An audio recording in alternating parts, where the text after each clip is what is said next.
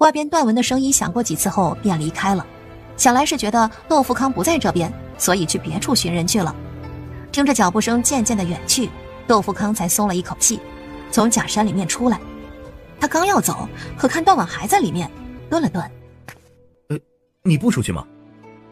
段婉连吭都不敢吭一声，他觉得窦富康和他二叔他们是一伙的。窦富康也没心思去猜一个丫鬟的行为，挑了挑眉离开了。他是为了躲避段文才会逼到这里来的，他也没想到段二爷两口子竟然胆子这么大，故意将他带到这边来，然后找了个借口离开，让段文来和自己培养感情。好在窦富康远远的看到段文过来时便立刻逃了，如今他该去找段二爷好好算算账。真以为他是自己的救命恩人，就觉得他不会发脾气是吧？然而就在窦富康快要走出院落时，突然看到几个婆子匆匆走过，还传来窸窸窣窣的说话声。他耳朵尖听得很清楚，他们在说大小姐打扮成丫鬟混进来了，赶紧把人找出来交给二夫人。大小姐是段谦的那位妹妹，不是说她担心段谦的安危，不听劝说，执意要去安庆府找大哥吗？怎么还打扮成丫鬟混进来了？丫鬟！窦富康猛地扭过头看向假山的方向，那里不就有一个行踪诡异的丫鬟吗？窦富康立刻转身回了院子，重新钻进了那处假山。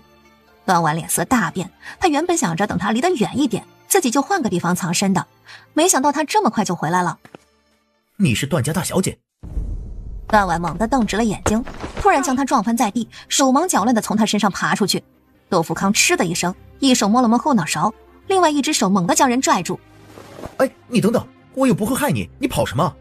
段婉二话不说就往他的手背上咬去。这丫头牙口怎么这么好？他赶紧又换了一只手将人制住。你先冷静一下，我不是段府的人，我姓窦，我是……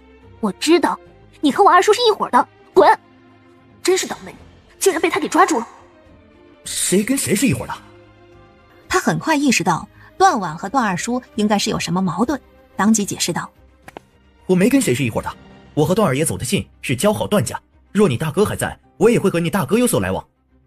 段婉听他提起大哥，猛地愣了一下，不再拼命的想要逃跑了。那你现在能和我说说你为什么这个样子了吧？你还有没有脑子啊你？啊！段婉进来，你不事先告诉我，等把人送进来才过来说，有什么用啊？啊，有什么用？我告诉你，你要是坏了我的大事，老子要了你的命！老奴想着大小姐进了府邸，那就插翅难飞，正好能够来个瓮中捉鳖。闭嘴！会两个成语，你还显摆起来了是吧？瓮中捉鳖是吧？鳖呢？鳖呢？好了好了，当务之急是先让人把人给找着，千万不能让段婉的死丫头还有窦少爷碰上。文儿这死丫头也是的，怎么就能让窦少爷给跑了呢？二老爷，外头来了一男一女，说要见老爷。一男一女？什么人啊？不进。可来人说段二爷若是不见，他们就去窦府找窦参将来评评理了。评理？评什么理？小的不知，不过那一男一女都很年轻，男的姓邵，女的好像姓顾。邵顾？是他们？老爷，这是谁呀？哼，好啊，好一对狗男女，我都没有找他们算账，他们倒是自己送上门来了。好，让他们进来。等等，算了，让他们滚。就说老爷我现在没时间，改日我亲自去找他们去。是。家人很快转身跑出去了，只是没多久又着急忙慌地跑回来。二老爷，他们打进来了。你说什么？你们都是干什么吃的啊？那么多人，连2个人都拦不住吗？他们太厉害了，我们根本就拦不住，而且府里大部分人都去找窦少爷他们了。去，把府里的护卫全部给我叫过来，给我好好的收拾收拾这对狗男女。那我倒要看看，是你的护卫来得快，还是我先把你挫骨扬灰来得快。段二爷愕然地瞪大了眼睛，眼睁睁地看着他们走进了堂屋。你知不知道，这是私闯民宅，我是可以报官的。报官之前，段二爷不妨先解释解释这个。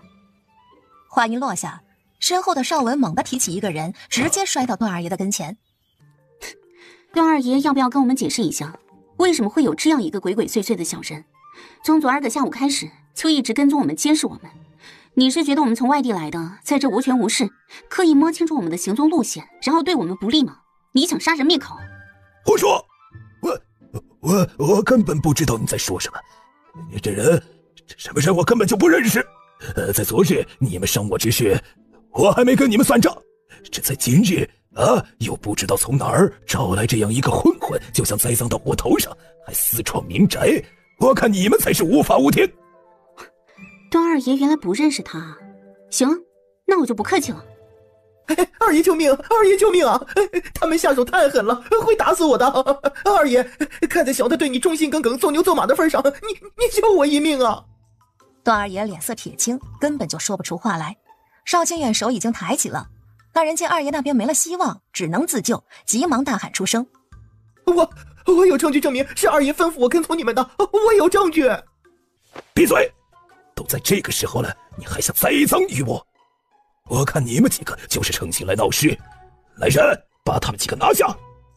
段家的下人已经叫了护卫来，二话不说就朝着邵清远几人扑了过来。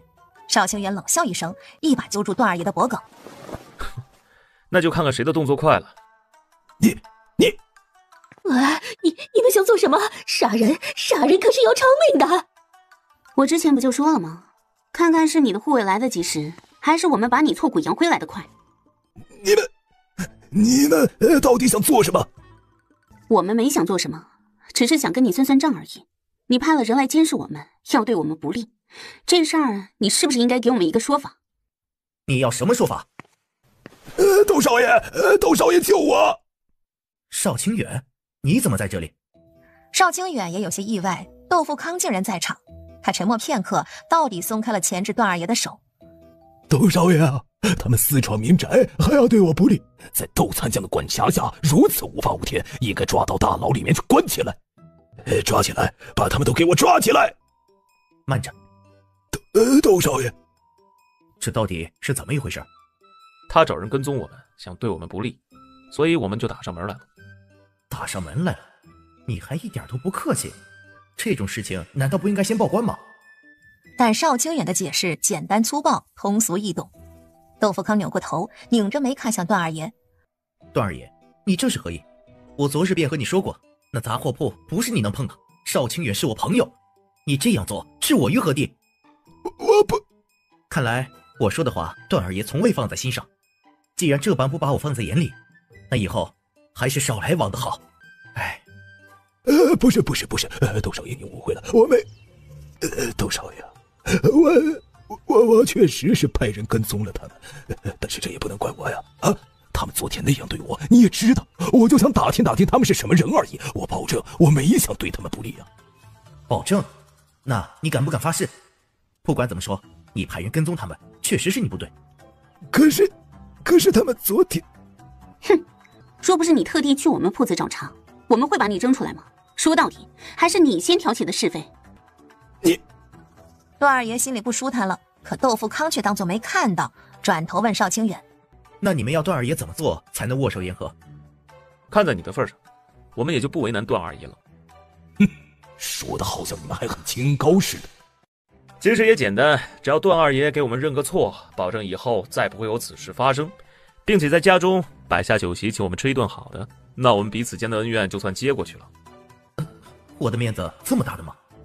请你们吃顿好的，这哪儿来的乡巴佬？没吃过好东西是吧？搞这么大阵仗，就为了在这儿蹭吃蹭喝？怎么样，这条件不过分吧？确实不过分。段二爷的意思呢？行，我也看在窦少爷的份上，就不计较你们擅闯进我家的事了。在明日，我就在家中摆下最好的酒席，邀请你们上门，尝尝这万庆府最地道的菜色，如何？不行，不要明日，就今天，就现在。还是说段二爷想反悔，等明日窦少爷不在了，就赖账了？哼，我怎么可能反悔？明日我同样邀请窦少爷上门，不也可以吗？话说的好听，窦少爷难不成天天有空的吗？明日我还是有空的。况且我们明日也有其他事情，我看择日不如撞日，就现在，我正好和窦少爷好好聊聊天。窦富康眯着眼看了看这两人，这两人不对劲呢。窦富康也想知道这两人搞什么名堂，倒是一脸严肃的应下了。行，正好快到中午了，那我就用过晌午饭再回去，我也尝尝这府上的饭菜如何。段二爷原本还指望着窦富康拒绝呢，没想到他居然非常认同。可恨他府上还有个段婉不知所踪，偏偏这几个人赶都赶不走。既然如此，那大伙儿便在这儿用晌午饭吧。邵清远和窦富康很直接的找了位置坐下来，当真开始说话聊天了。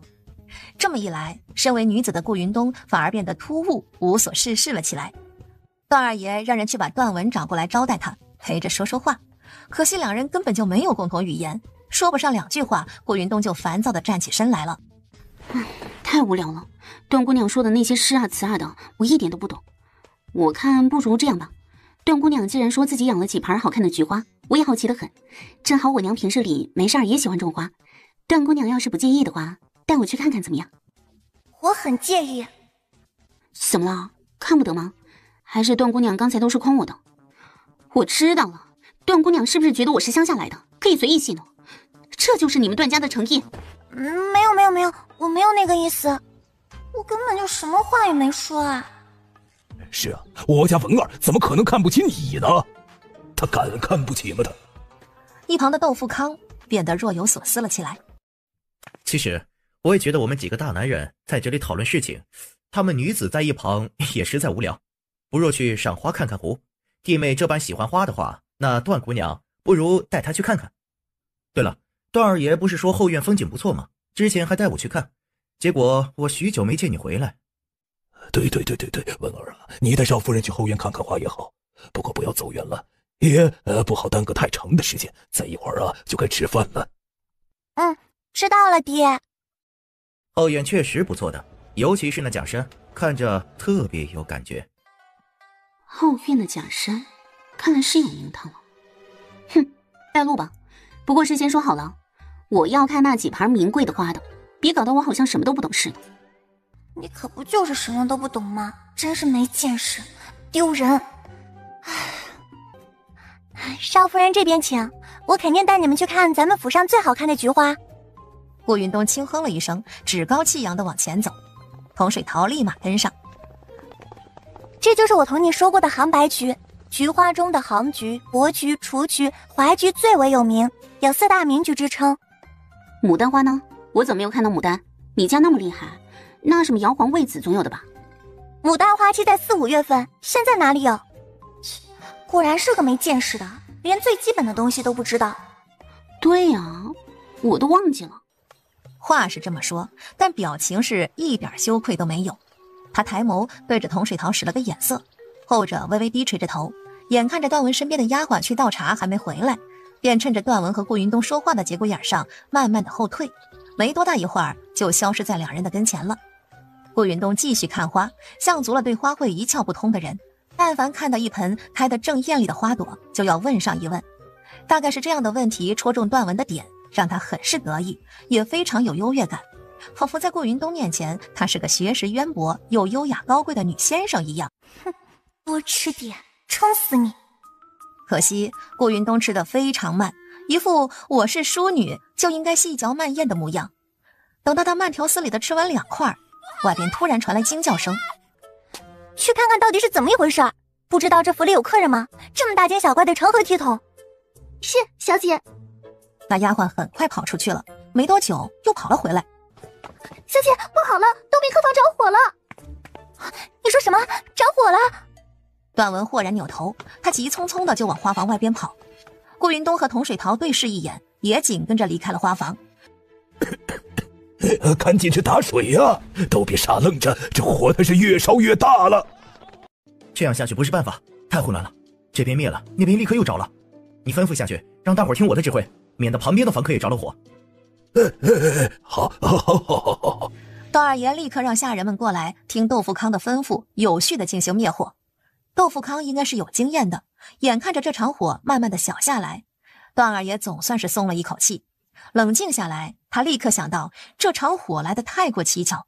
这客房附近虽然干燥，但也不至于好端端的就起了火了，肯定是有人放的。段婉，对，一定是段婉。这火说不定就是段婉放的。他肯定是想趁着这个机会，带着他那2个丫鬟离开段府。你赶紧带人去看一看，千万不能让他们逃了。好，我知道了，马上去。唉，真是没想到会发生这样的事情。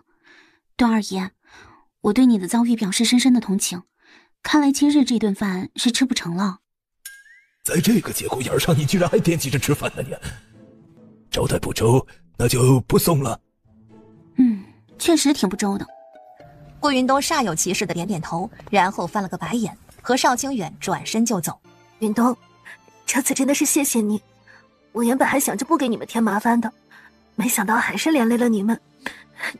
对不起，我太没用了。你知道错就好，下次不要这么冲动了。不过你后面那把火放的还不错，也是你亲自把你2个丫鬟给带出来的。不管怎么说，也是你单独完成的，这点不容易，还是有进步的。我真的做的不错吗？挺好的，一切都很顺利。彭水涛没多久便带着一位女医回来了，那女医二话不说便给昏迷的芷兰看起伤来，一直到吃好饭后，那医女才一脸疲惫的出来，交代后续要好好休息，并开了药之后，她便走了。顾云东正想进屋去看看，窦富康却在这个时候过来了。段家大小姐呢？顾云东已经从段婉嘴里知道他和窦富康见过面的事情了。你那么关心他做什么？因为她是段家大小姐啊。在里面，他那2个丫鬟受了伤。窦富康闻言便没再多问了，他过来其实也是为了带一个消息给他们的。段二爷在全城搜寻纵火之人，据说是有人潜入了段家偷盗东西，被段家抓捕之时因心中不忿，所以放了火，导致段家好几个下人受了伤，还打伤了下人，逃离段府，所以段二爷报了官，现在到处找人。他还敢报官？顾云东忍不住翻了个白眼，这段二爷这次是真的气狠了呀。既然段家大小姐在这里住着，应该没多大事儿。你这铺子，呵呵，官府中人好像一直都挺照顾的。顾云东得意地扬了扬眉，那是，这么大的铺子得招多少人演呢？就算有段谦当后盾，那商户遇到官府也只有低头的份儿。也就上回段二爷不知所谓上门找茬，偏偏还带着窦参将家的公子，这才导致官府的人没上门来。这次段二爷若是找人找到他们铺子里来，那他可就不客气了。说话间，段婉从房间里出来了，看到窦富康时愣了一下，表情已经没了之前在假山时的戒备了。他微微颔了颔首：“窦公子，我想和你单独聊聊，不知方便不方便？”“可以。”窦富康便和段婉去了旁边的屋子里说话去了。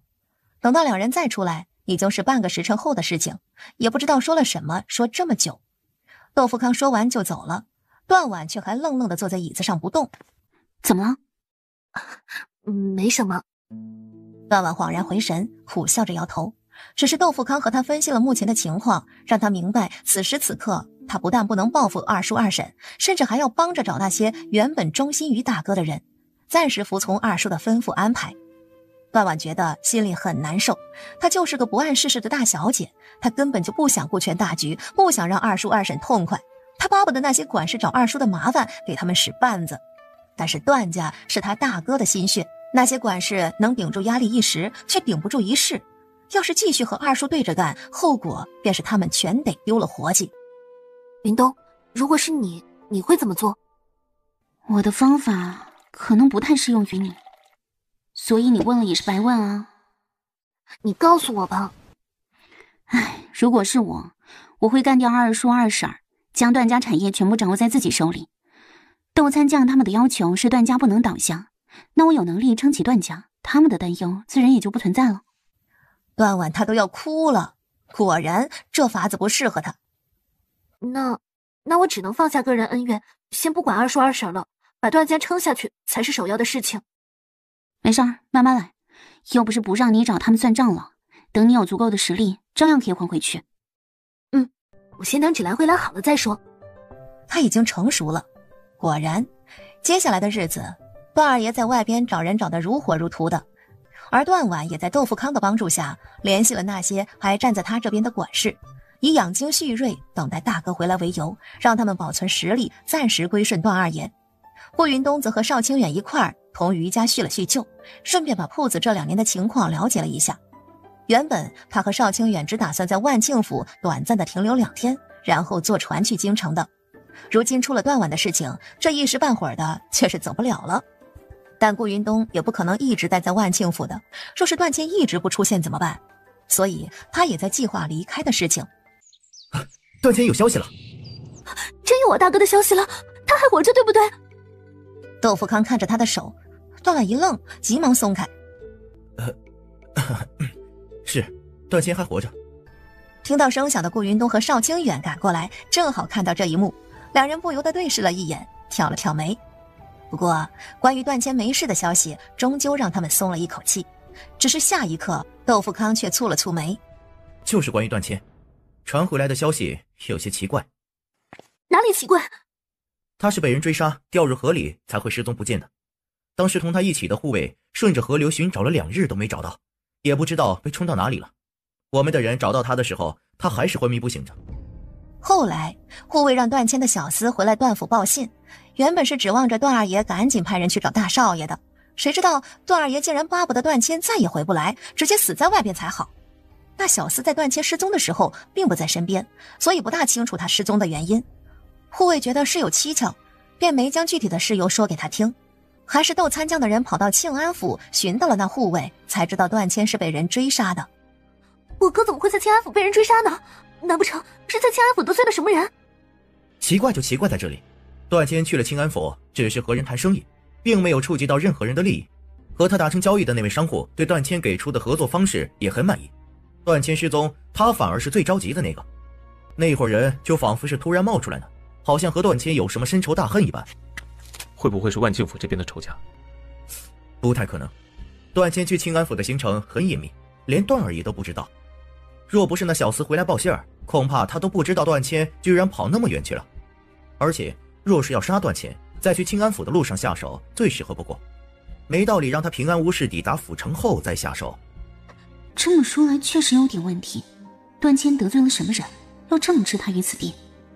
这事儿还是等段谦回来再说吧。他就算不是特别清楚，心里应该也有数吧。他现在回来了吗？已经在回来的路上了，大概再过几日便会抵达府城。还好这位段公子有些功夫傍身，在摔落河里的时候护着关键位置，这才没造成性命危险。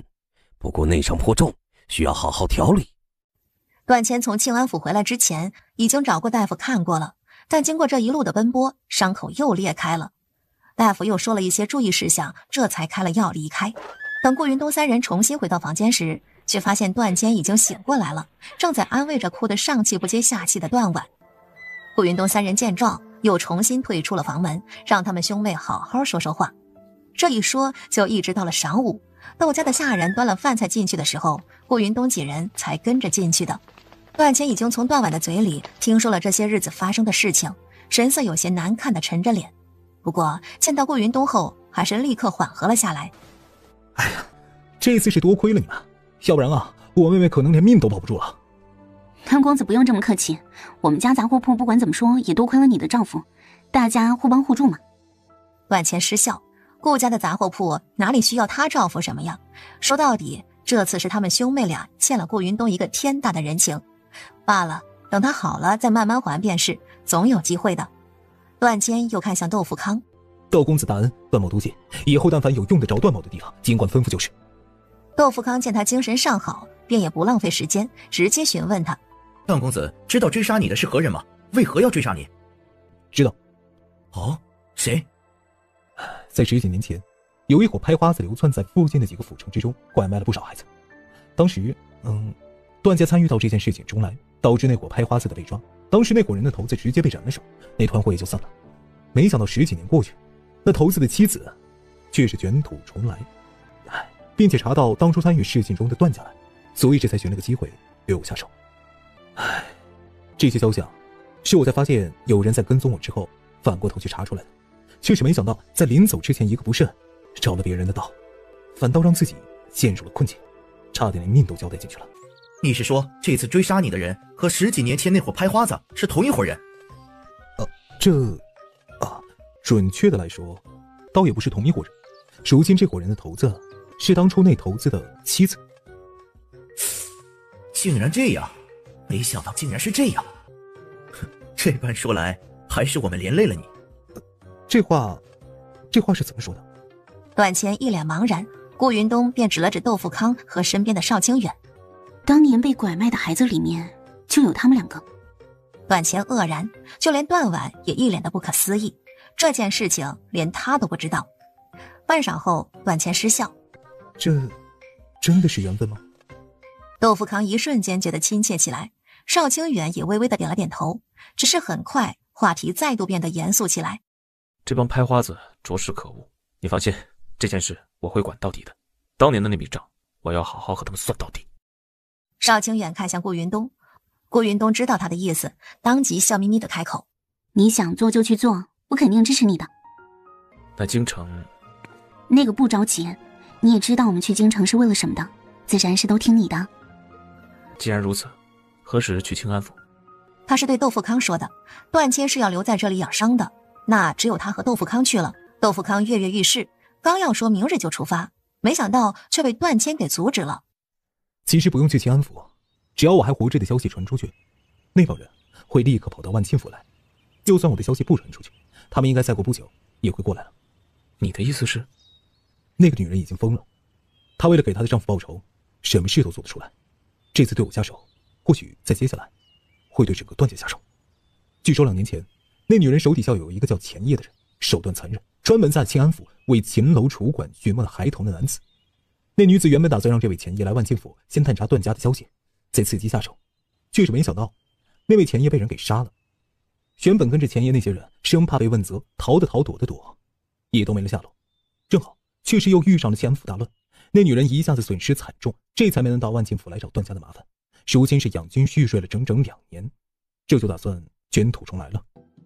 钱野专门在安庆府寻摸孩童，手段凶残，死了。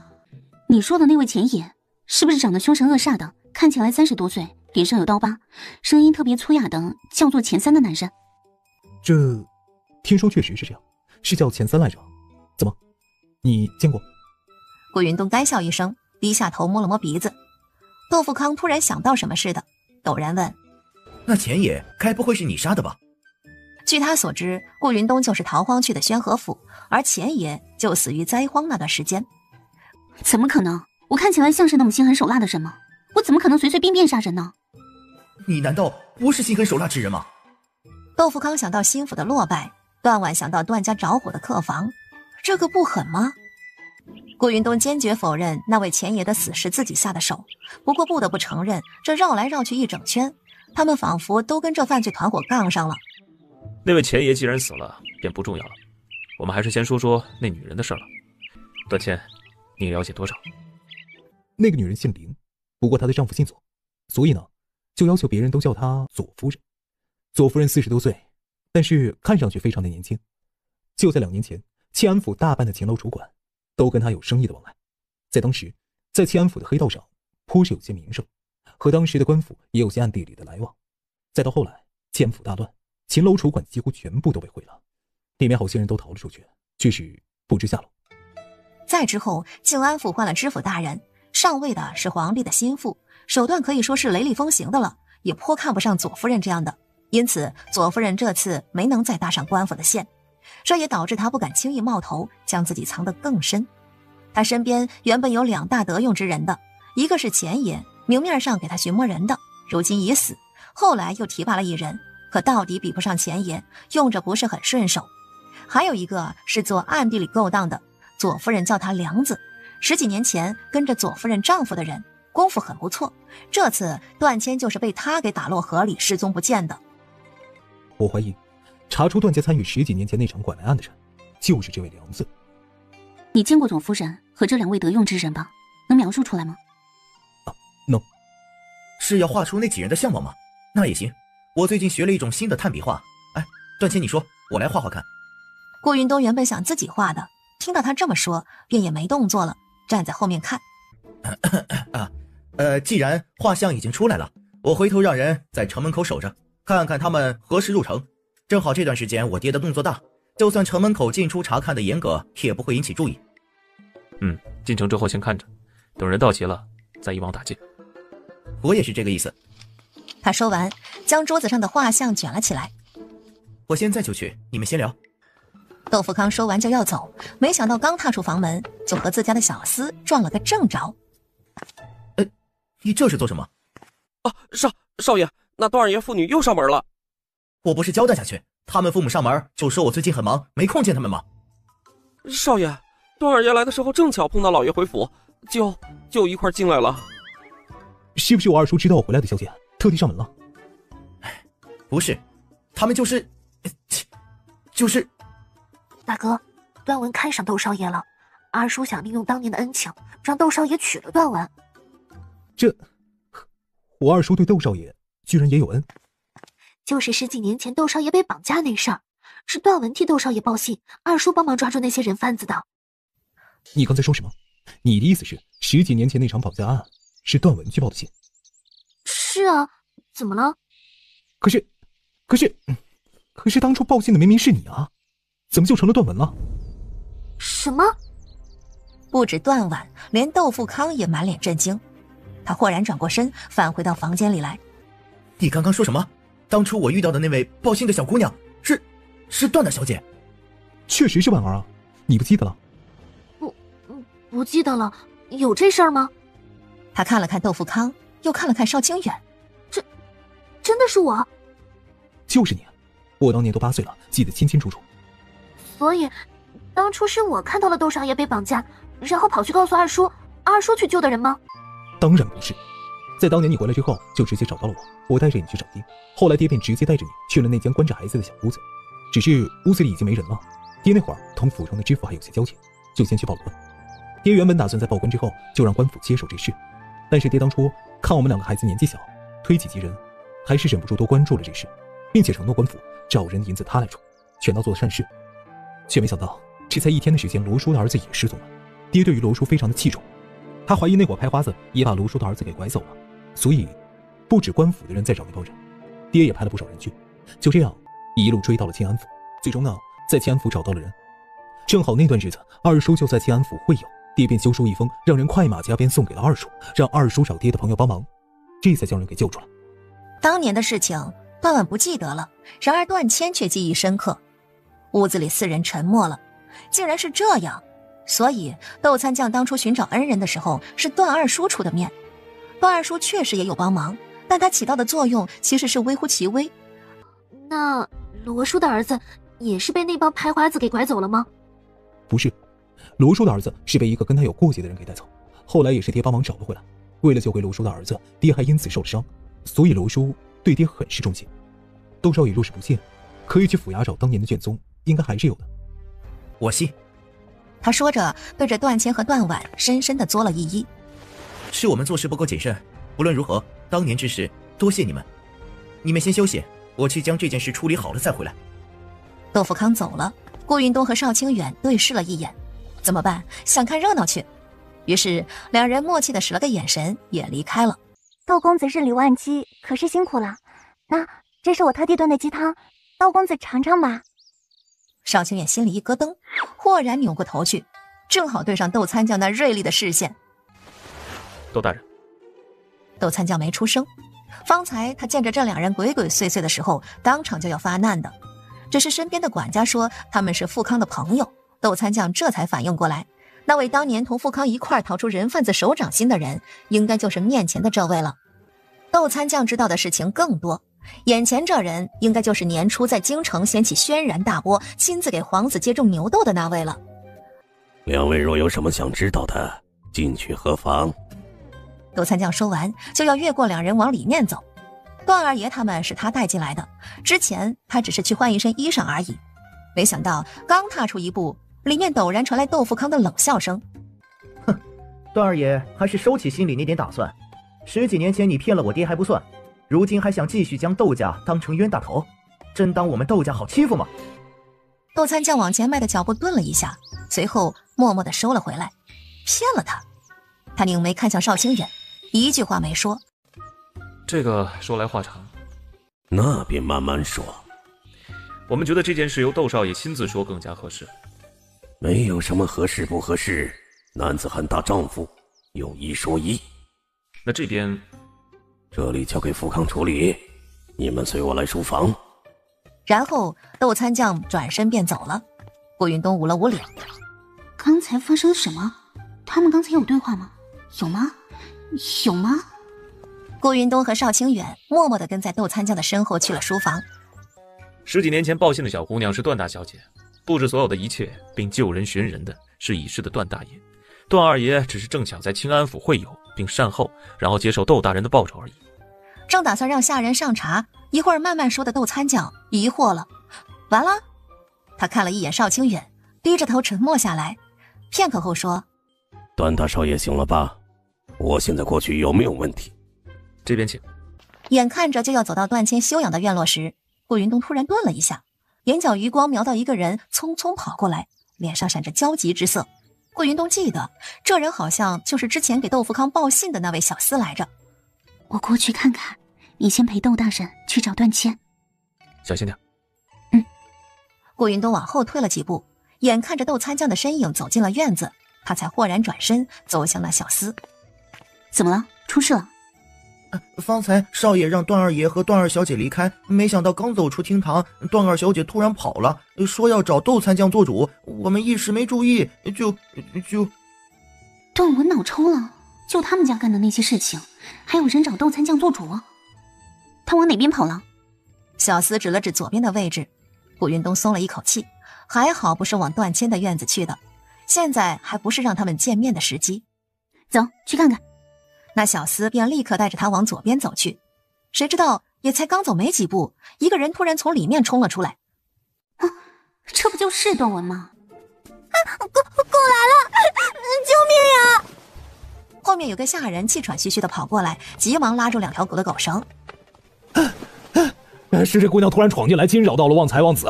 旺财王子以为他是贼人，这才冲了出来，我拦都拦不住。旺财旺子，这谁取的名字？希望很大的样子。旺财旺子是大人养的狼狗，平日里都在后院的。这回，他看了一眼段文，眸中有些不满。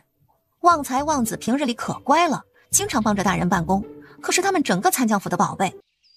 段文却在看到2条狗被人制住，并且转身拉走之后，瞬间松了一口气，从地上站了起来，然后一抬头看到了顾云东，当即叫道：你怎么在这里？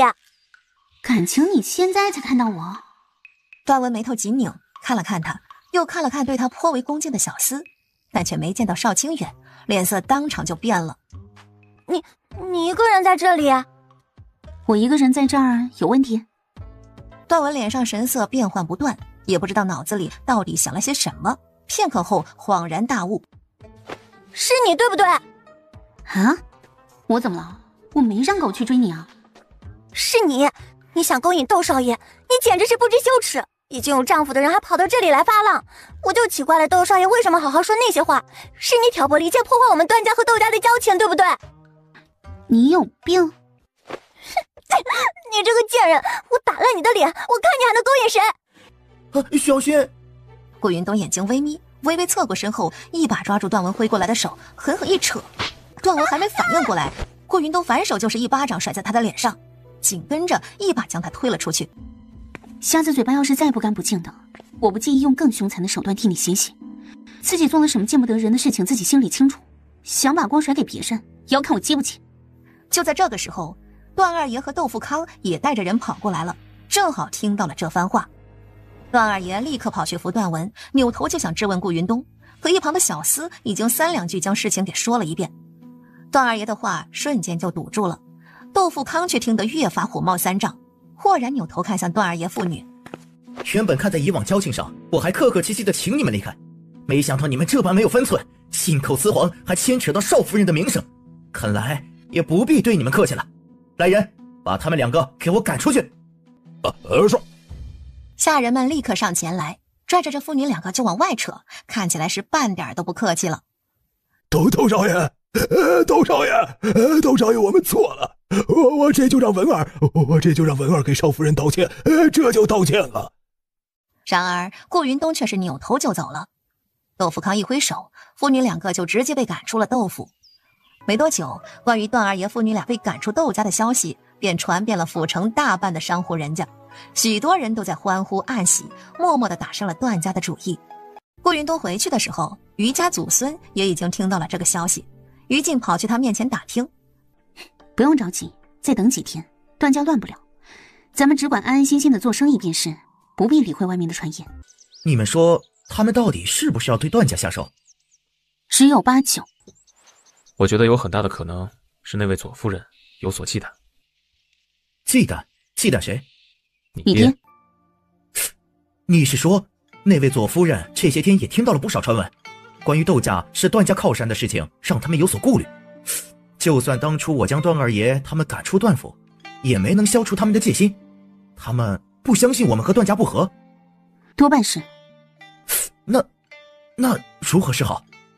虽然窦富康很想现在就让他爹将左夫人一伙人抓了，直接投入大牢，但这左夫人到底做事谨慎，没留下什么证据，就算是他爹也不好抓人。知道他们要对段家动手，窦富康就一直等着。虽然将段二爷当成了诱饵不太好，但是吧，这是目前最合适的办法了。只是左夫人一直不动手，就说不过去了。演场戏给他们看吧。说说。你让人把段家的铺子给砸了。你认真的？需要这么凶残吗？他一脸不认同地看着邵清远。过了片刻后，他猛地站起身，直接往外走。我先给段谦提个醒。还要告诉段谦这是邵清远的主意，绝对不是他想出来的。谁知段谦竟然同意了。如此一来，既可以替段谦肃清这些叛徒，又可以昭告所有人，窦家和段家是彻底撕破脸了，再不会给段二爷撑腰的了。至于段二爷，那是肯定不敢冒头的。你是谁？抓我们母女做什么呀？你是不是想要银子啊？你要多少？我给，我们都给你。你放了我们吧。放心，我会让你们一家团聚的。在此之前，看到那边的牌位了没有？好好的磕头认错，那是你们欠他的。说罢，梁子将房门关上了。段二爷那边怎么样了？在来的路上了。不过段家的那位二少爷出门去了，没能将人抓到。算了，先让他们一家三口先团聚，段二少爷不急。那个段婉还没找到吗？据说之前在段家放了一把火，后来就不知所踪了，没人知道他的下落。段家找了许多天也没能找到。哼，他倒是能躲。继续派人盯着，就算是藏在老鼠洞里面，也得给我找出来。是，夫人。说话间，外边传来车轱辘滚动的声音。梁子将门打开，就见两人抬着一个麻袋进来了。段二爷终于来了。老爷，你怎么了？你怎么也被抓进来了呀？怎么，你们怎么也在呀？呵呵，恭喜段二爷和妻女团聚了。你们抓我们做什么？你是谁派来的？是不是窦参将？哼，你可真看得起自己啊！窦参将要抓你，何必如此大费周章的？那你是谁？你还记得他吗？段二爷仔细地看了看那名字，下一刻脸色陡然大变。他是……看来你还记得。段二爷拼命地摇晃脑袋，他原本已经不记得这个名字的，只是最近窦参将出现在府城，提起当年的事情后，他又回想起来了，自然也想到了当初那伙拍花子的头头的名字，就叫左红，王夫。所以这个女人，你想给她报仇？总算机灵了点。哼，先父在地底下都等了10多年了，如今看我手刃仇人，一定很开心。左夫人，我错了，您饶了我，求您放我们一马，我可以用其他东西补偿。银子怎么样？段家有银子，我分你一半，不，所有，我把段家所有东西都给您，行不行？你放过我们吧。求求左夫人了，我们是无辜的呀！就算我父亲他做错了什么，和我们有什么相干呢？我们母女俩什么也不知道，我们冤呐！你说的这是什么话？我都想着用段家所有财产换我们一家3口的性命，你倒好啊，你居然巴不得撇清关系！你爹，娘说的没错，是你连累了我们。哼，怪不得段家会落在段谦的手里，段谦被我们追杀到跳河都不会求饶一声。你们倒好，我还没说要怎么动手，你们反而自己内讧了。段二爷3人陡然停了下来，蓦然他像是想到什么似的，急忙大声说：对，段谦，10几年前的事是我大哥干的，是段谦他爹在追查你丈夫的事，也是他给我送了一封信，让我找人救人的。还有窦少爷，当时窦少爷就是被你丈夫给拐走的，他最先逃出去，还报了官。你丈夫被判斩首，就是因为窦家的原因。对，那会儿也是段婉无意间见到窦少爷，窦少爷向他求救，他才跑回来找我大伯，让我大伯报官呢。一家人七嘴八舌地将那些他们曾经冒认过的功劳一股脑的全部都吐了出来。左夫人和梁子等人脸色微变，似乎没想到这才是真相。左夫人的脸色一瞬间变得很难看，对付段谦，他就已经损失了好几个人，说是对上窦家，那就是一点胜算都没有了。夫人，来日方长，如今先将段家收拾了，再慢慢筹划对付窦家也不晚。是，我都忍了这么多年了，不再这么一时半会儿的。左夫人啊，冤有头债有主，虽然我大哥大嫂已经死了，但是段婉跟窦少爷还在，你去找他们放过我们吧。哼，放过你们？你们都看到了我的样子，知道了我们的过去，你觉得我们还能放过你们？真是异想天开。梁子。是。梁子转身出去了，没一会儿，另外一个男子走了进来，他手里拿着一个瓷瓶，交到了左夫人的手里。我也不想脏了自己的手，也不想让先夫看到你们七窍流血的丑陋样子，免得吓到他，所以给你们挑了一个轻松点的死法。哼，这个药是我特地为你们准备的，吃了以后你们会腹痛难忍，感觉身上有无数的毒虫在啃咬你们的身体，有火在烧你们的皮肤，有针在刺你们的手指。等到你们痛半个时辰后，就会停止呼吸。不过你们放心吧，不会七窍流血的，死的时候还是很干净的。左夫人走上前，将段二婶直接扯了过来。放开我，放开我，别碰！左夫人猛地一拳打在他的肚子上，段二婶痛得张大嘴，下一刻一颗黑色的小药丸直接塞进了他嘴里，左夫人一用力，他就咽了下去。左夫人走到段文面前，透着惊恐的瞪大眼，眼泪吧嗒吧嗒的往下掉。不要杀我，求求你不要杀我！左夫人面无表情，为了避免他挣扎，也是一拳打在他的肚子上，趁着他不注意的时候，直接把药塞了进去。最后便只剩下段二爷了。左夫人走上前，懒得多说，直接将药塞进了他的嘴里，随即狠狠地踹了他一脚，对身边的人说道：你看着他们，等他们死了，再在后院挖个坑，把他们给埋了。夫君，你看着吧，他们马上就来陪你了。你放心，我会把那些害死你们的人全部都送下去的。你不要急，再等等。林俊兰，你们竟然敢擅自闯入段府，绑架段二爷一家3口，如今还杀人灭口，犯下滔天大罪，简直目无法纪，无法无天，今日休想逃走！左夫人脸色微变，猛地往后退去。她重新退回到屋里，一把将供桌上的牌位移开，也不知道动了哪里，面前很快出现一条地道。左夫人二话不说就往地道跑去，没想到刚走到下一个台阶，头顶上的瓦片突然碎裂，一支弩箭笔直落下。左夫人瞳孔一缩，豁然往后，然而手臂还是中了一箭，原本抱在怀里的牌位啪嗒一下落在了地上。左夫人眼眶瞬间充血，忙伸手去捡。顾云东就是这个时候从屋顶上一跃而下，砰的一下落在了桌子上，随即伸手就向左夫人。左夫人竟然有些功夫，尤其顾云东害得他将夫君的牌位落在地上，让他异常愤怒，动作也快了几分。顾云东一时之间竟然奈何不了他。好在外边豆腐康带来的高手很快解决了杂兵，猛地推开门进来，联手将左夫人拿下。可惜啊，你们来晚了一步。说着，左夫人看向倒在地上的3人。窦富康脸色微变，急忙吩咐手底下的人：先把他们3个抬走，找大夫医治。是。很快，有人将段家3口匆匆带走。哼，现在抬走又有什么用呢？我的毒药根本就没有解药，你们现在想配出解药来，他们只怕也等不了了。林俊兰，如今你杀人之事证据确凿，还有什么好说的？没什么好说的。带走。你给我等着。等什么？等你报复我吗？你以为你进了大牢还有机会出来？你以为我出不来了吗？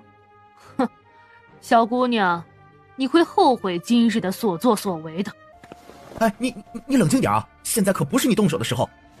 放心，后面审讯的时候会动刑的，到时候保证给他苦头吃。动刑？好啊，我等着就是了。你这么嚣张做什么？你以为你进了这个大牢还能出去？你觉得有人来救你吗？有没有人救我，都不关你的事。那关他的事吗？顾云东和窦富康脸色一喜，齐齐回头。左夫人也抬眸看去，逆着光，她看不清楚来人是谁。等她眯了眯眼，再想瞧清楚时，脚边却陡然被丢过来一个人。左夫人下意识地低头，等看清楚摔在地上的人是谁之后，脸色陡然大变。梁子，你没逃出去？他们好几个人，你在指望他来救你吗？我知道，你的这位手下有挖洞的绝活，所以你想着到了晚上他也能挖进大牢来救你。虽然这大牢也不是那么好闯的，不过为了以防万一，我把他的手脚都给打断了。夫人，你还打算报复我吗？我等着你。窦富康更是哈哈大笑，对着身后的人使了个眼色。动手！那人立刻上前，手里端着一个碗，碗里面盛着水，一人抓住左夫人，一人将那碗水直接灌了进去。我看你信心十足的样子，怕你还有后招，所以再加一层保障。哼，对你好吧？你……左夫人双眸充血，憎恨地看着他们。可惜顾云东3人转身就走，梁子也被牢头拖走，送去了关押男犯人的牢房。总算将这颗毒瘤给抓了起来，今日多亏了你们帮忙。是窦大人的功劳，接下来审讯的事情就交给你了。放心，我爹的审讯没几个人扛得住的。他爹手头上的事情应该办得差不多了，正好抽出时间帮忙审讯。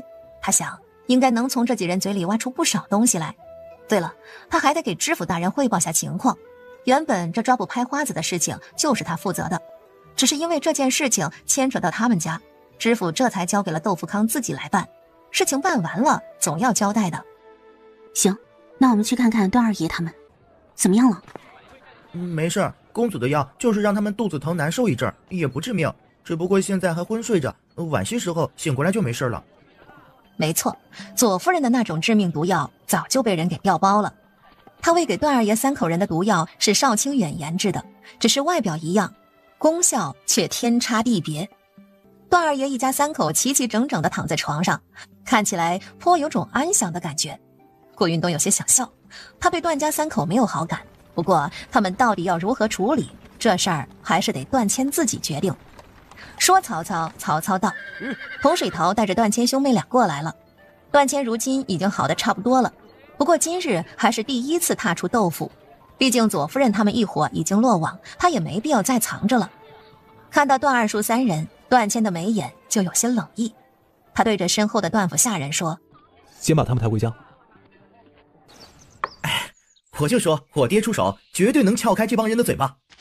这上面都是跟那位左夫人一伙的，真是想不到人数竟然这么多。虽然大部分都在清安府，但其他府城也不少，而且他们还收用那种凶神恶煞的亡命之徒。顾云东将桌上的单子给抽了过来，上面果然密密麻麻地写了许多的人名。窦参将厉害啊，挖出了这么多。那是，我爹的手段你简直无法想象，就算是细作死士落在他的手里也讨不到好，更别说这帮只会欺负弱小的渣子。也就是左夫人和那位梁子有点骨气，一开始死咬着不肯说，哼，不过碰到我爹也没用，他们说到底还是怕死，没那个勇气自尽。这纸上大部分都是他们吐露出来的。你爹这也是在为你报仇，所以才这么尽心尽力的。顾云东视线定在纸上的名单上，一边看一边说。就在要看完之际，视线突然一凝，手指陡然顿住。他旁边的邵清远同时脸色微变，错愕地看向其中的一个名字。你们这是怎么了？顾云东骤然回神，和邵清远对视了一眼，眼里都有着不敢置信。到底怎么了？这名单上有什么问题吗？顾云东缓缓地吐出一口气，指着上面的一个人名。这个人曾经也跟左夫人是一伙的。凤开县永福村李发胜。凤开县永福村。对了，你们就是凤开县永福村的人啊？那这个人和你们认识？何止认识，这人是邵大哥的爷爷，不对，不该说是爷爷，他就是在邵大哥还小的时候将他抱走的人。清远，你原本不是永福村的人吗？被抱走，所以他不是永福村土生土长的吧？这个李发胜，这名字是从谁的嘴里撬出来的？我想知道关于李发胜其他的事情。如果李老头曾经是这个团伙的人，那么有可能他是被这帮人一块儿抱走的，说不定就能问出自己亲生家人的下落了。但是连邵清远也没想到，李老头之前居然也是拍花子，还是跟着这么大的团伙行动。窦富康看了一眼纸张，是从梁子嘴里知道的。走，我现在带你们去看看。我让人去问，咱们在这边听便是了。邵清远点头。很快有人进去，走到梁子的身边。你们还有什么想问的？你之前招的人中是不是有个叫做李发胜的永福村人了？我把他找出来了吗？是我糊涂了，这个人早就不干了，后来听说已经死了，你们不用去抓他。他后来为什么不干？什么时候不干的？你们怎么会允许他离开的？你们怎么对李发生的事情这么好奇？你说就是了，其他的不用知道。哼，李发生啊，他好像20年前不干的。至于为什么允许他离开，因为他是和左老大一起走上这条路的。当初刚干这事的时候，就他和左老大2个人，他不想干了，只要左老大同意，谁敢拦着呢？可惜呀，虽然李发胜和左老大一块干的，但胆子不够大，也不太聪明，还不得人心。所以后来左红手底下培养了不少人，李发胜的地位却越来越尴尬。许是知道了再继续下去也得不到多少好处，说不定以后会越来越被边缘化，因此李发胜寻了个机会就离开了他们团伙。左老大多少顾念以前的那一丝情分，所以并没有阻止。李发胜寻到了什么机会？哼，他偷了个孩子，说那孩子的家人是他的仇人，他要把这孩子养大，然后让他杀了他亲生父母。站在角落里的邵清远3人同时挺直了脊背，呼吸都屏住了。那孩子是什么人？他的亲生父母又是谁？哼，我不知道，我只知道孩子是从京城偷来的。那会儿还是我和李发胜一块去的京城，那天正好是中秋夜，京城有灯会，我和李发胜是想趁机做点事儿的。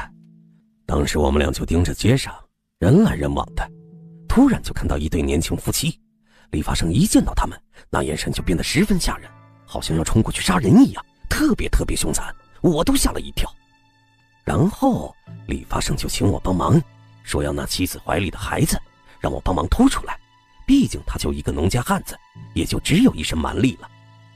其实我知道他是想让我去杀了那对夫妻，怎么可能？我犯得着为他杀2个看起来就不好惹的人吗？李发胜也知道不可能，所以他跟我做了个交易，让我把那孩子给偷出来。李发胜答应我，只要我把孩子抱给他，他就把他这几年得到的财宝都给我。我知道他有钱，特别有钱，居然舍得这么大笔银子都给我，可见他对这对夫妻有多恨之入骨了。李发胜对那夫妻有什么仇恨，你知道吗？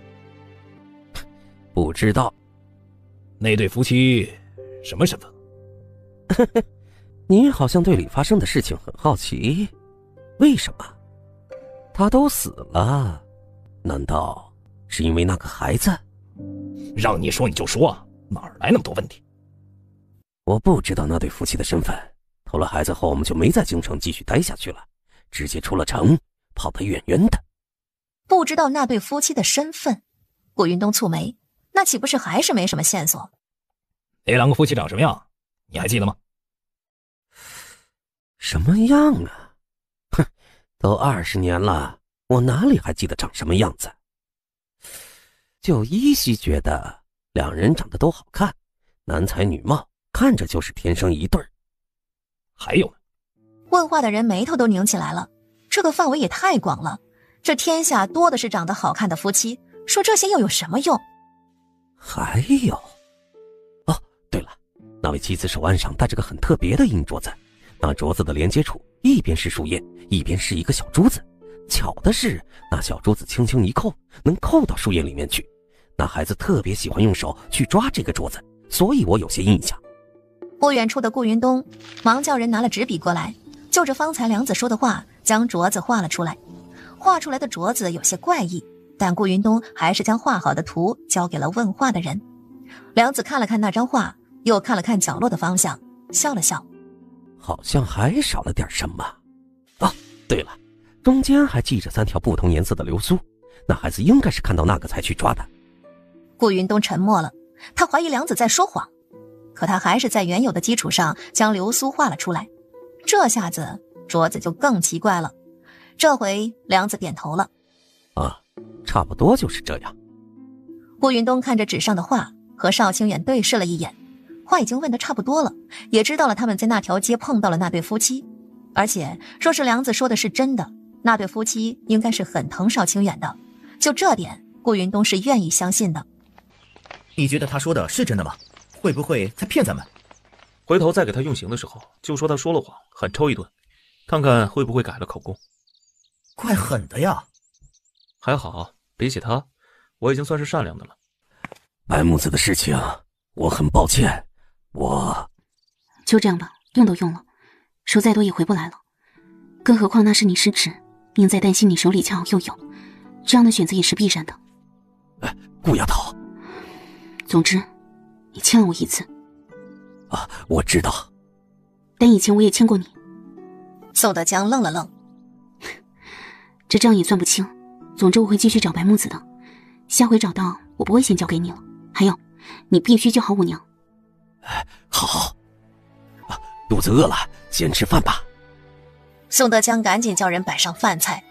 花厅里用餐的3人都很安静，谁都没有再说话。这种事情好像说什么都是多余的。直至下人来报，老爷，白公子醒了。宋德江一怔，啪嗒一下丢下筷子，忙不迭的就跑了。顾云东轻拧了一下眉头，白公子怎么了？白公子不会是白杨吧？是了，白杨的爷爷就是宋德江的师傅。不会吧？顾云东也顾不上吃饭了，赶紧跟着过去看看。然而在看到床上躺着的人后，顾云东脑子终于清醒过来，不是白杨。是了，宋德江知道他认识白杨的，如果是他，宋德江应该会说才对。不过这个人，顾云东却觉得有点眼熟。白之言也看到他们了，苍白的唇瓣扯了扯，说：师叔已经告诉我了，抱歉，用了你们的白木子，没能提前跟你们说。顾云东不知道说什么。哦，这是邵清远，这是顾云东，就是之前白杨见过的那位顾姐姐，当初在静安府也是她从拍花子手里把白杨给救下的。邵夫人是我们白家的大恩人，白杨是你救下的，我治病的药也是你的，我真的不知道该怎么感激才好。顾云东想起来了，这不就是白杨口中的那位白哥哥吗？顾云东觉得自己每次遇到他好像都是病入膏肓的样子，这么惨的吗？莫名的竟有些同情他了。不过有一说一，顾云东还是说：你既然是白家人，我听白杨说白家是有2株白木子的，对吧？你感谢我的话，回头你给我1株。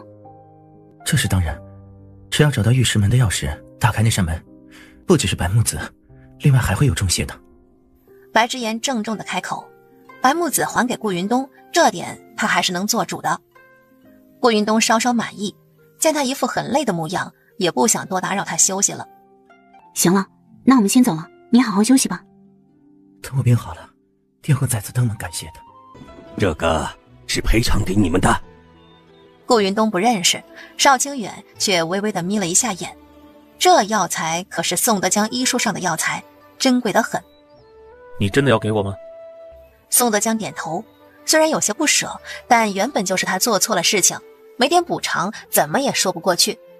顾云东见状，心里明白了点什么，他顿了顿，将其中一株药材还了回去。一株换一株，没必要多给，就这个吧。邵清远收好剩下的那一株，两人便要走。药童却在这个时候匆匆跑了过来，说白之言身上的热度又有些升高了，让宋德江赶紧去看看。宋德江急忙往里面赶，顾云东和邵清远原本要走了，闻言又停了脚步，毕竟是用了白木子的人，还是要关心一下，所以两人也跟着返回房间去了。宋德江给白之言重新把了脉，微微的松了一口气。还好，这是正常现象。回头看到邵清远他们进来了，顿了顿，看了看他，又看了看白之言，突然说：你过来把一下脉试试吧。邵清远眉头微皱，白之言却明白过来。这可是难得的学习机会，我这病可不容易遇到，试试看吧。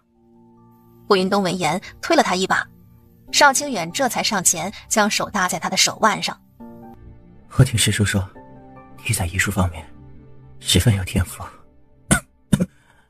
若是将来高峰找到了钥匙，打开了玉门，里面倒是不少的古本典籍，你可以看看。高峰不是在找人吗？又找人又找钥匙？那钥匙就在那人身上，只要找到了人，自然找到钥匙了。上回邵大哥还碰到过高峰，他好像往宣和府那边去了。他要找的是什么人？我们就住在宣和府，说不定能帮上忙。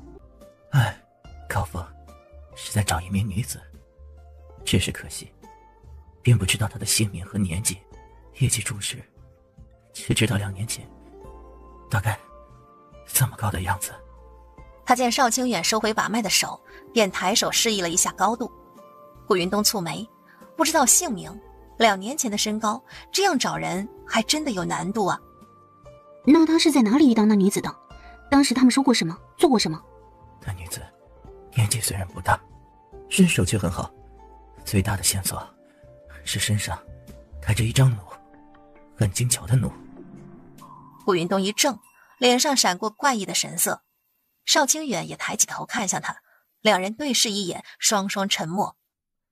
我们当时是在逃荒的路上见到的，就在永宁府到清安府的那一段路。那时遇到2个畜生，想趁夜对白杨白月不利，那姑娘突然出现，帮忙解决掉了其中一个，就是用弩箭的。另外一个是高峰解决的。那姑娘说发现那2人来者不善，所以才出的手。顾云东不敢置信地瞪大了眼睛，错愕地看着面前的白之言，他怀疑自己听错了。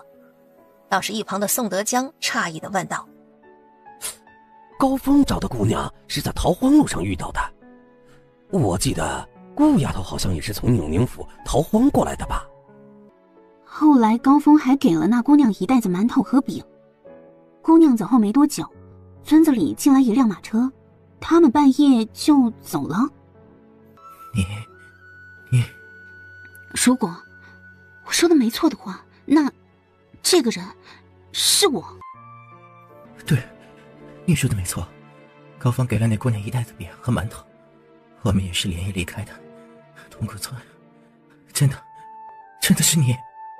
我不知道那是什么村，但我确实经历过这件事情。那次是我第一次见到高峰，但是你说高峰找人是为了钥匙，可我并不知道什么钥匙，当初我没。顾云东话说到一半陡然顿住，他想了想问道：你们说的玉门的钥匙难道是一枚玉佩？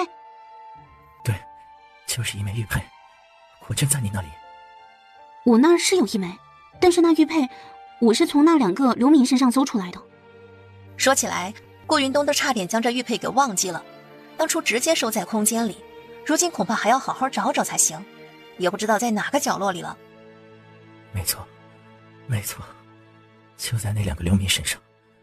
那玉佩当时在白羊身上的，流民接触过白羊，应该是那时候下了手，将玉佩给偷走的。那玉佩在哪里？在家里。哪个家？京城和泰县那边，不过我得找找。我记得当初收拾东西的时候，是一股哪儿的都放到了一个盒子里面的，也不知道有没有记错。那快找找。好，我这就回去。顾云东坐在马车里面，手里拿着那个玉佩，半晌没出声。许久，他才撩开车帘子，看向车辕上的邵清远，抿抿唇，欲言又止地笑道。邵清远扭头看了他一眼，哼，等你想说的时候再说吧。顾云东微微低下头，别人不知道这玉佩有没有在盒子里，身为枕边人的邵清远怎么可能不知道？他们来京城的时候带的东西本来就不多，谁会带这样无关紧要的玉佩呢？马车没多久就回到了宋府，白之言和宋德江都等得有些急了。见到2人进来，白之言立刻双眸期待地看着他们的手。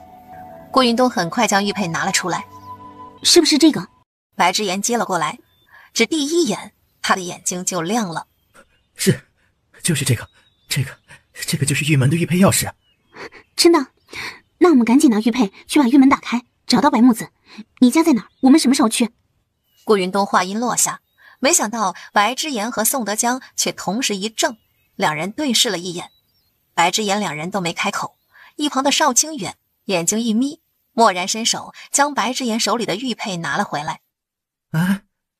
邵清远看向宋德江，怎么反悔了？自然不是。哎呀，白家在灵州府，不过白家一向与世隔绝，所处之地外人并不知道。若想进白家，需要本家的人带路，否则会迷失。唉，能进白家之人太少，我能进，宋师叔也能进，可如今我无法赶路，师叔也不能离境，只怕一时半会儿不能前往灵州府了。灵州府？那高峰呢？高峰如今在宣和府，我也不知道他具体的位置，只能先送信到宣和府的惠民医馆，等高峰看到信后，再快马加鞭地赶回来。你们不妨再等等，最多1个月，等我病好后，亲自带你们去白家。白家虽然一向不让外人进入，但邵清远夫妻对白家却有大恩，不论是救了白羊也好，自己用了他们的白木子也好，白家都会将这份恩情记下，该有的补偿不会少的。顾云东沉默片刻，最终点点头。好。他又看了邵清远手里的玉佩一眼。不过这玉佩暂时还是由我们保管。白之言虽然觉得不妥，可也知道因为白木子的事情，顾云东对他们已经不太信任了，因此终究点了点头，只是说，这玉佩如今是玉门唯一的钥匙，若是没了，那白木子……放心，我比你更在意白木子，所以这玉佩我一定会妥善保管，绝对不会丢的。那便好。邵大哥，我有个好消息要告诉你。你说，慢慢来，不急。怎么能不急？顾云东非常急迫地将自己方才和张母说的话复述了一遍。原来这帕子是邵家小姐的。邵大哥，我们终于知道对方的身份了，再过不久我们就能找到她了。原来竟是少府的小姐吗？还有啊，我觉得私奔的说法不可信。是，我也不信。云东，娘子，谢谢你。谢我做什么？我们夫妻一体，你的事情就是我的事啊。既然是在灵州府，白家也正好在那边，咱们倒是省事了。对了，白之言什么时候能动身？大概还需要几日，很快了。那咱们先准备起来，看看有什么东西需要买的，还有铺子的问题。顾忌和少忌都交给庞木匠修缮，问题倒不是很大。新明阁有皇上的招牌在，还有婶子和夏嬷嬷看着，还有家里，我们去灵州府带的人还是以轻便为主。我看，说好了没有？这些事情都不急，还有几日的时间，够我们准备了。关于谷家的事情，我先问秦文征打听打听。好，那我先回铺子了。我在这等你，铺子打烊之后再一起回去。邵清远向秦文征打听到谷家人都被流放到了灵州府的一个岛上开荒去了。他们到了灵州府，白之言刚好有事要在府城待几天，顾云东和邵清远就坐船去了那个流放犯人的嶙峋岛。顾云东对谷家人谎称是受京城的故人所托来岛上看看他们，还告诉他们这位京城的故人要接他们回京城。等他们到了谷家，竟然还见到那位和邵音私奔的谷家二少爷谷敬元，但是并没有见到邵音。顾云东感觉事情不对，就没说他们找邵音的事情。他们在岛上待了一天，发现谷家还有一位小姐也在这岛上，而且和谷家关系并不好，常年受谷家人欺负。顾云东就去了这位谷家的小姐家里，看看能不能打听到什么。果然当年的事情不是京城传的那样，当年确实没有私奔的事情，但谷敬元喜欢邵家大小姐却是真的。不过邵音是淮阴侯府的嫡出大小姐，侯府又是风头正盛，邵音有才华有学识有样貌，几季之后多少年轻公子哥上门求娶，谷敬元就是其中一个。可惜淮阴侯府根本看不上谷敬元，谷敬元不甘心，他就故意透露给老侯爷，说自己和邵音是两情相悦的。老侯爷自然会去问邵音，邵音也不承认。但谷敬元那人手段阴损，设计了一出和邵音单独相处的私会场景，被老侯爷看到了。老侯爷对邵音的话产生怀疑，因此开始紧锣密鼓地给邵音择婿。谷敬元急了，他直接将邵音给绑了，带离了京城，还让人模仿了邵音的笔记，留下一封书信给老侯爷。信上说邵音和他不想被人拆散，更不想嫁给别人，只能对不起爹娘，和谷敬元走了，让父母不用找他。老侯爷一开始当然是不相信的，他派人去找了，结果派去的人回来说邵音和谷敬元确实在其他府城，而且两人非常亲密，对外一直声称是夫妻关系。这人算是老侯爷的心腹，对于女儿，老侯爷反而更相信他。尽管妻子儿子都反对，甚至还想再派人去找人，也被老侯爷给拦住了。而且当时不知道怎么的，突然有风声传出说邵音和人私奔了。为了避免消息扩大，影响侯府的名声，老侯爷一边压制住消息，一边当机立断，直接说邵音因病去世了。事情仿佛就这样成了定局。后来才知道，那心腹根本就是个奸细，是侯府对手派来放在他身边的一头狼。他当年也确实找到了邵音和谷敬元，可惜他却先去找了谷敬元，收了谷敬元的一些银子后，就将那些不确实的消息给传回去了。而老侯爷压制了消息后，便开始对付谷家。谷家老爷正好冲撞了先皇，老侯爷顺势将他贪污的罪证给呈了上去。说起来，谷家变成这个样子，都是谷敬元害的。后来谷敬元听说谷家被流放到了灵州府，他便带着邵音也来了灵州府，打算想办法救出谷家人。谷敬元一开始是想要邵音心甘情愿地跟了自己的，所以尽管将人绑了，还是哄着他顺着他，耐心十足。邵音也生怕谷敬元一时冲动做出什么来，故意虚与委蛇，想找个机会逃走。然而谷敬元在看守他这方面上却格外的谨慎，不敢有丝毫懈怠。后来等到了灵州府，谷敬元得知自己父母在嶙峋岛上受苦受难，全都是因为老侯爷的错，就将这份怨气冲着邵音发去了。他开始打邵音，并要对他用强。邵音当时走投无路，直接从客栈的2楼窗户上跳了下去，这一跳将他的腿给摔断了。然而却也等到了契机，有位男子路过救了邵音。谷敬元从客栈里冲出来想要带走邵音的时候，邵音当场大喊说这人是拍花子，父母因罪被流放到嶙峋岛，他是漏网之鱼，而且还打算去嶙峋岛劫囚。这话一出，谷敬元便害怕了，眼看着人群越来越多将他围住，他只能丢下邵音，飞快地跑出了人群。邵音就被那位年轻男子给救走了，从此不知下落。半年后，那位男子重新出现，并找出了在灵州府东躲西藏的谷敬元，直接将人送到了嶙峋岛，跟谷家人一起做该做的事情了。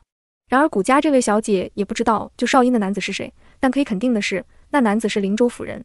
谷家刚来嶙峋岛的时候，也是过了2年舒坦日子的，因为当时嶙峋岛上的一位将领和谷家老爷有些交情，所以谷敬元被押到岛上的时候，那位将领自然也帮忙去打听过，然后便打听出来是有人给灵州府的府衙施压，让知府大人将谷敬元找了出来，并以罪犯的身份押送到嶙峋岛上来的。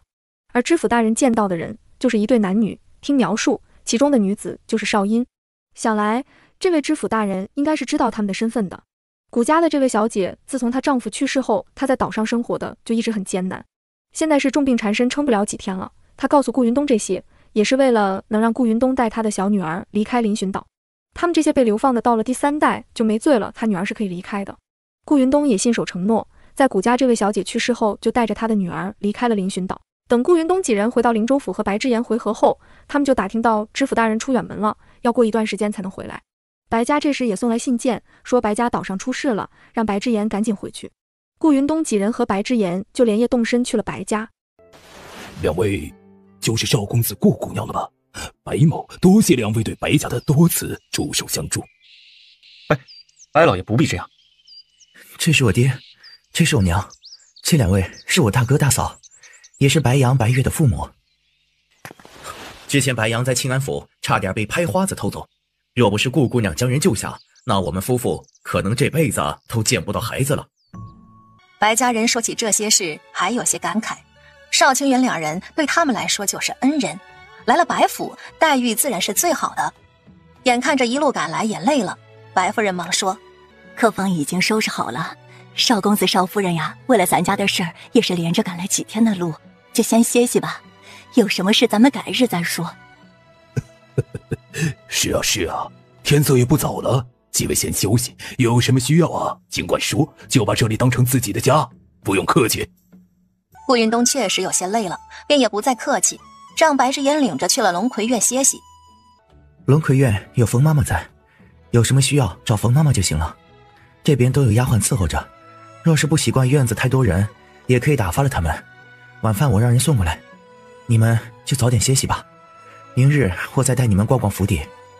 好，多谢。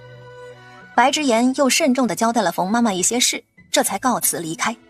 他重新回到了前厅，果然白老爷几人还在等着他。爹，岛上到底出了什么事啊？这般急匆匆让我回来。还有祖父呢？怎么一直没见着他？有人头上倒了。爹，你说什么？不知道什么人得知了上岛的法子，偷偷的进了岛。我们谁也没被惊动，唯一惊动的就是你二婶，以至于你二婶的病提早复发。你祖父和你二叔如今都在当归院给你二婶看病呢。那人偷上岛的目的是什么？还不知道，唯一见过他的人就是你二婶。这事你也知道呀，你二婶一旦发病，发病前的事情都记不得的，所以白府其实也不是一定要保持这般神秘的，知道白府位置的人当然也有，但都是值得信任的人。况且就算知道白府的位置，若是不知道怎么走，同样会迷失在那片密林里。就如同邵清远和顾云东，即使现在就在岛上，但让他们重新走一遍密林，只怕也走不进来。不是所有人都懂五行八卦阵的，只走一两遍就记下的人，除非对这阵法本身就研究得十分透彻的人，而知道白府位置又懂走法的人，那是真的少之又少了。之言呐，你一向聪慧，可有什么想法没有？二婶和那人是在什么地方遇见的？我想去看看。白二婶和那人遇见的地方就在当归院的院子里，可惜这事儿都过去好几天了，并没有什么其他的线索。就算是白之言也没能看出点什么来，如今能做的只是加强府上的护卫，再让白二叔将外边林子里的五行八卦阵给换了。那密林的阵法就是白二叔给弄出来的，只是如今白二婶的情况还不是太好，白二叔实在没那个心思，只能过几日等二婶病情稳定下来后再去了。第二天一早，白老爷子就来找邵清远，他们一起去了库房拿了白木子，白老爷子还送了邵清远几株名贵药材和医书。他十分的喜欢邵清远，拉着他根本就不让他走，恨不得将自己一身的本事倾囊相授，几次说要收邵清远为徒。偏偏邵清远还要考虑，毕竟这徒弟一收，他怕是真的走不了了。尽管他没同意，可白老爷子还是天天拉着邵清远探讨医术。白之真的夫人翁氏很喜欢顾云东，毕竟他救过白杨，翁氏大概没少从白杨的嘴里听说顾云东的事情，再加上两人年岁相仿，所以翁氏经常来找顾云东聊天。说起来，我一直都没见着白杨白月，他们去哪里了？去外祖家了。两个小家伙在岛上待不住，再加上我爹娘想他们了，便把他们接过去住一段时日。翁氏娘家在灵州府，倒是不远。顾云东和翁氏聊得很投机，可翁氏也不能时时陪着他，他手里的事情有不少。顾云东和他相处了2天后，便自己出来逛了。有冯妈妈带着，就算这白府大，他也不至于迷路。救命啊！救命啊！二夫人落水了，来人啊！顾云东一惊，二话不说，飞快地朝着声音的来源地跑去。顾云东探头一看，湖面上有双手正在拼命地挣扎着。救命啊！谁来救救二夫人？顾云东一皱眉，二夫人，他赶紧脱了鞋子，猛地往前冲去，扑通一声。等到冯妈妈赶到的时候，只来得及看到顾云东跳下水往二夫人游去的身影。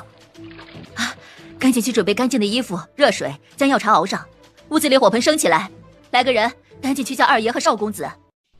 到底怎么一回事啊？夫人怎么会落水？你们是怎么伺候的？二爷恕罪，是奴婢没有照顾好二夫人，是奴婢的错。哭什么哭？说清楚。是。这几日二夫人病情稳定了，好了许多，人也精神了。正好今天天气好，二夫人便想出门逛逛。奴婢和陈妈妈陪着夫人在花园散散步，后来起了风，陈妈妈就跑回当归院去拿衣服了。结果陈妈妈没走多远，二夫人突然发病，挣开了奴婢的手就往前跑，没想到跑到湖边的时候脚上打滑，直接跌进了湖里了。奴婢想救已经来不及了，只能大声呼救。夫人，可是如此？我不记得了。白航抿紧唇，这倒是没有错了。他夫人每次发病后都不记得发病前的事情。顾云东听到这儿，忍不住往里面走了走。白航听到动静，当即抬起头看向两人。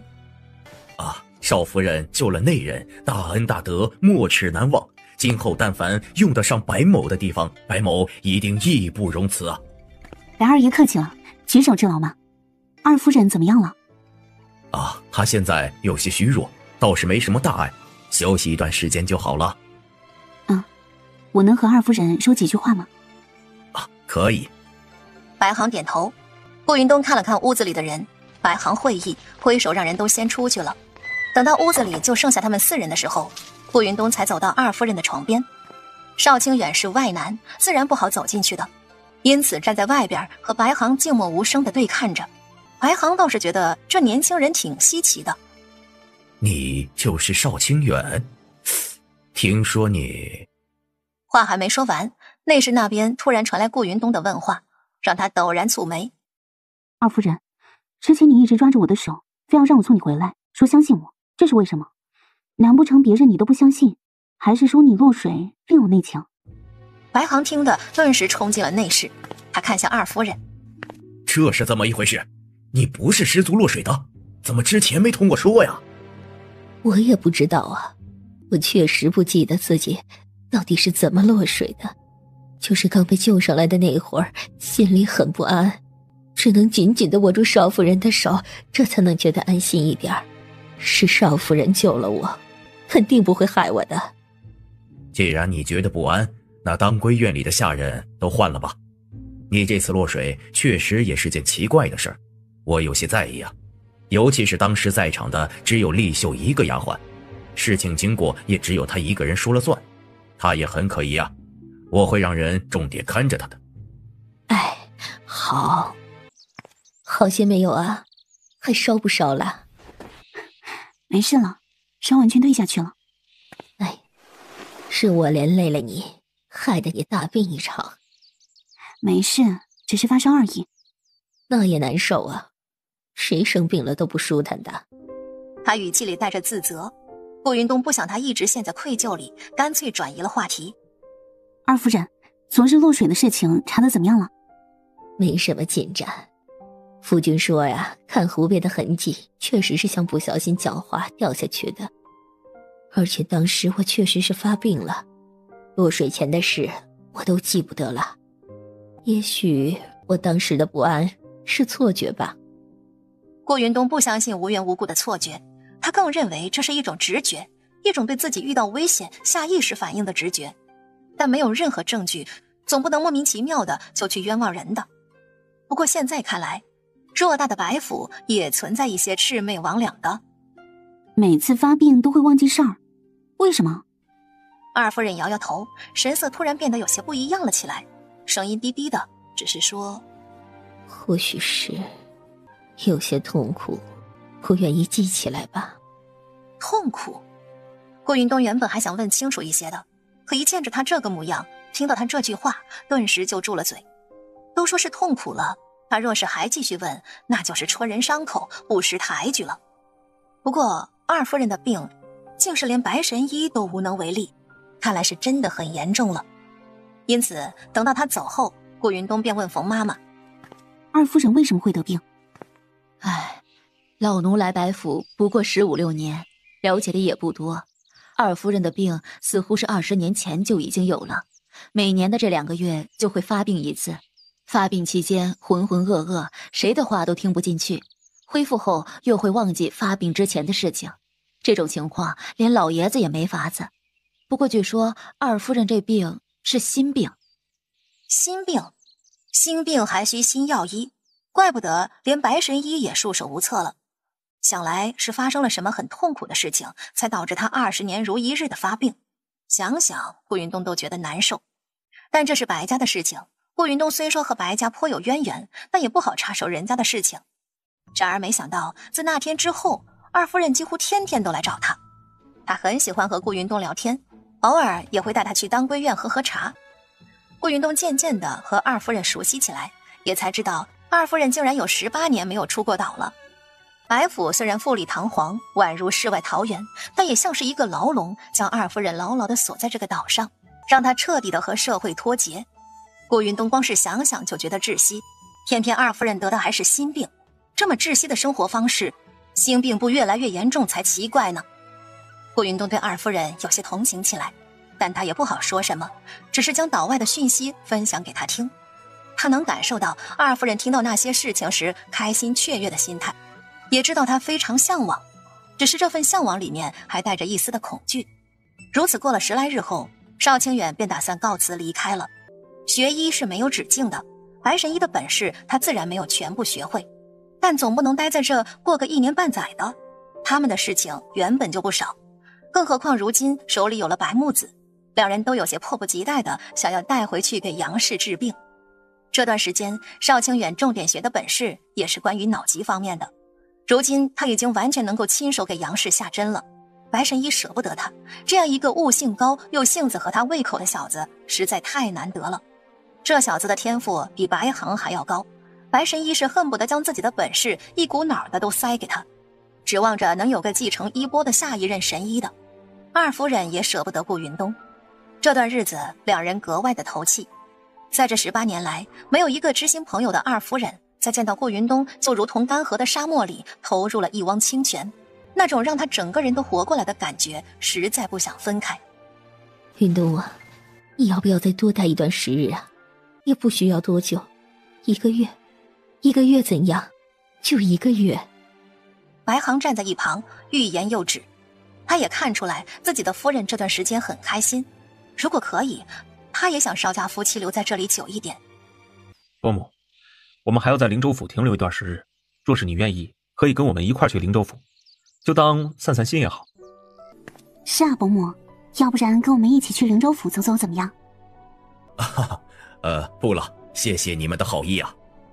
伯母，我知道你想出去走走的，你也渴望看看外面的景色是不是？18年了，一个正常人18年待在一个地方，人都会变得很压抑很难受。你对我说过，你想早点治好病，但你想过没有，永远待在这里可能会加重你的病情。出去走走，看看外面的世界，了解世人的喜怒哀乐，生活的酸甜苦辣，或许会给你的心境带来不一样的感受，对不对？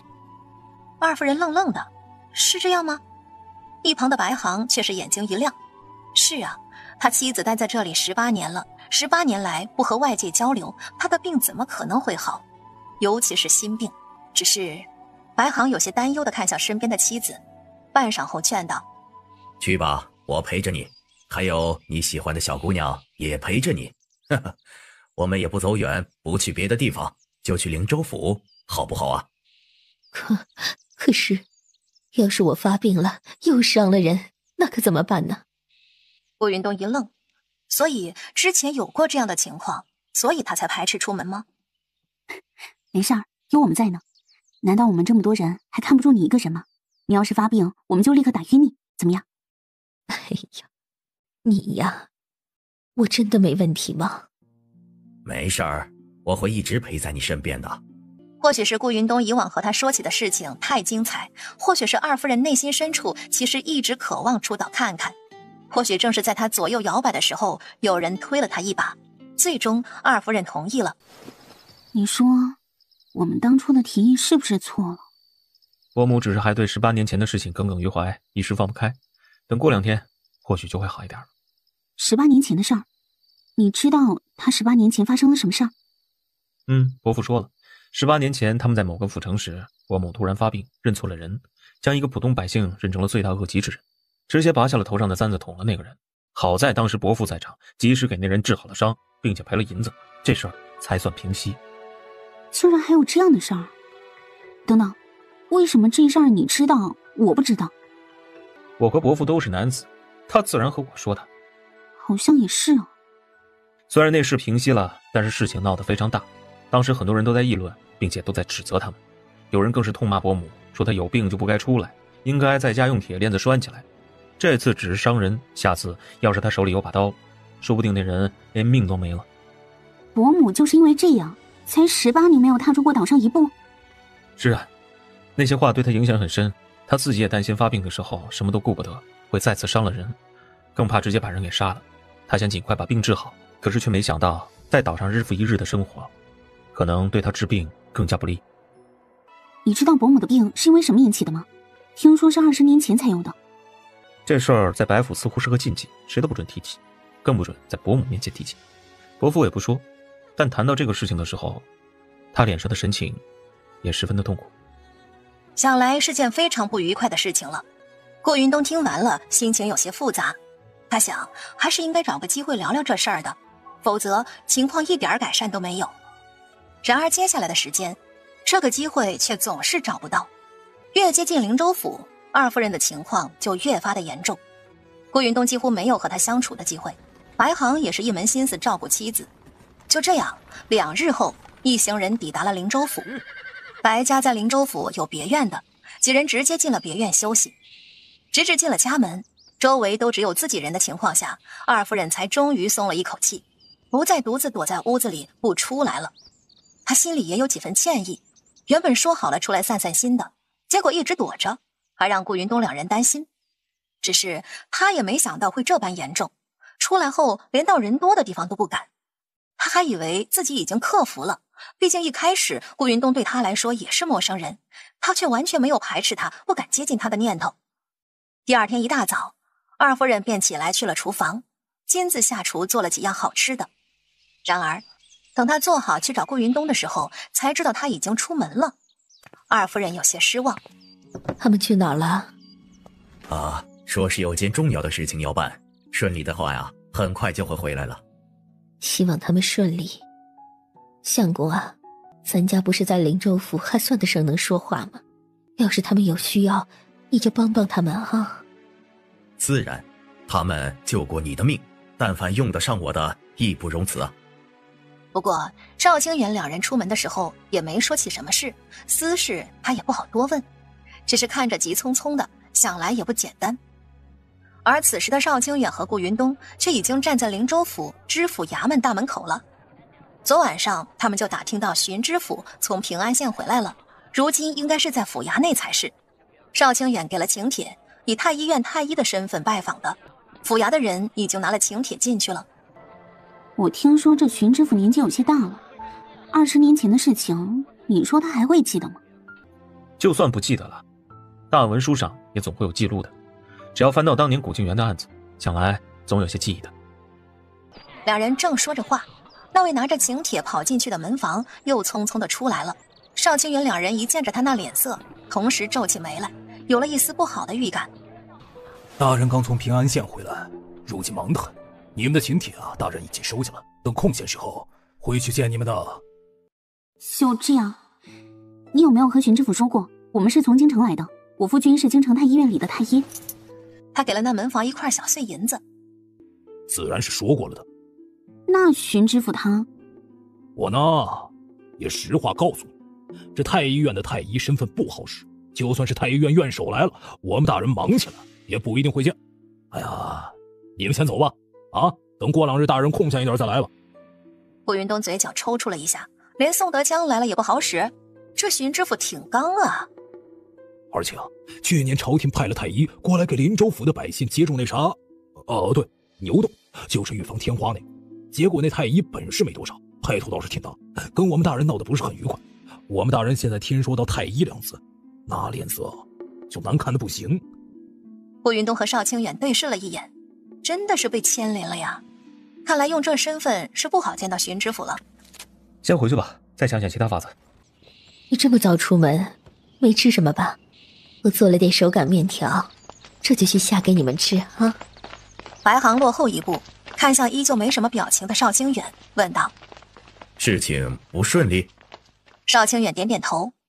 我在灵州府倒是还算认识几个人，或许能出份力。白航见他犹豫，忍不住拍了拍他的肩膀，继续道：你和我爹虽说没有过正式的师徒名分，但也算得上是半个弟子，怎么说也是一家人了。你们又是小辈儿，那来到我们的地界上，遇到什么事情本来就是该找我们的呀，是不是啊？我们确实是有一个事情。哦，你说。我们想找灵州府的荀知府问点事儿。原本我是以太医的身份去拜访的，可荀知府对太医似乎有些反感，所以并不愿意见我们。你们是去找荀知府了？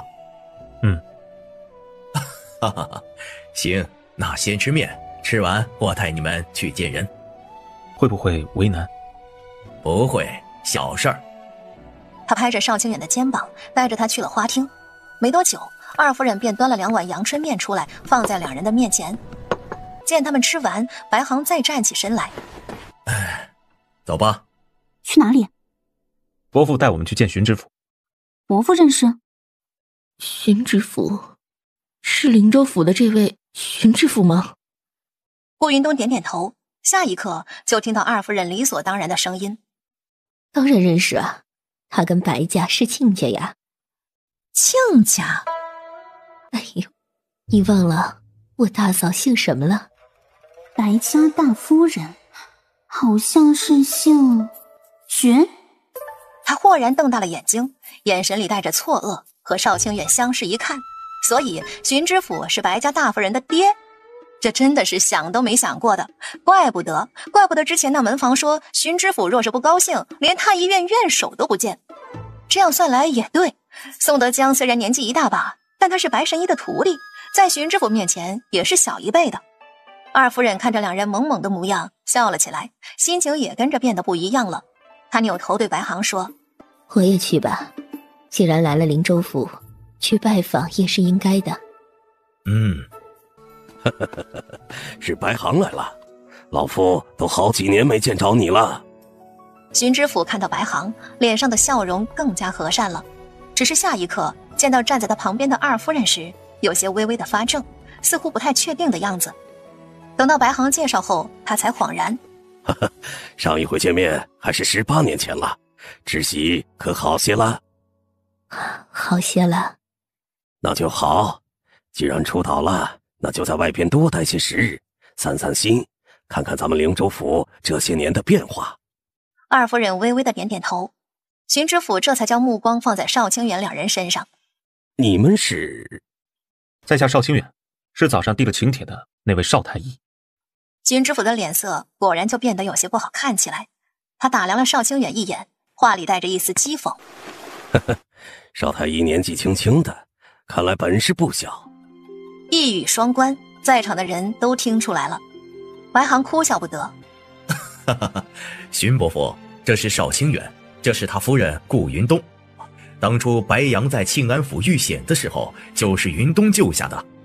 荀知府一愣，白杨是他曾外孙，他当然知道当初发生的那件事情，现在有时候想想都还觉得心有余悸。如今听说白杨的救命恩人就在眼前，荀知府顿时什么都顾不得了，目光灼灼地盯着顾云东。啊，你就是洋洋那孩子说的顾姐姐？我是。哎呦，那真是大水冲了龙王庙，一家人不认识一家人了。你们早说你们认识洋洋，我也不会把你们拒之门外了，非要顶着个太医的身份递帖子。邵清远无语，他的错，他哪里知道和知府打交道不应该用官员的身份的。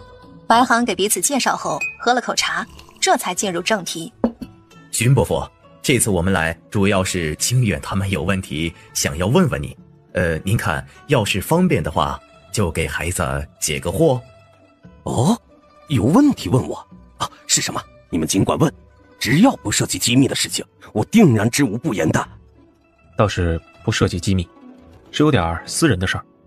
白航当即站了起来，对荀知府道：“那你们先聊，我带夫人在府上转转。她也有许多年没来了，这府上变化太大，我带她去看看。”他这是避嫌。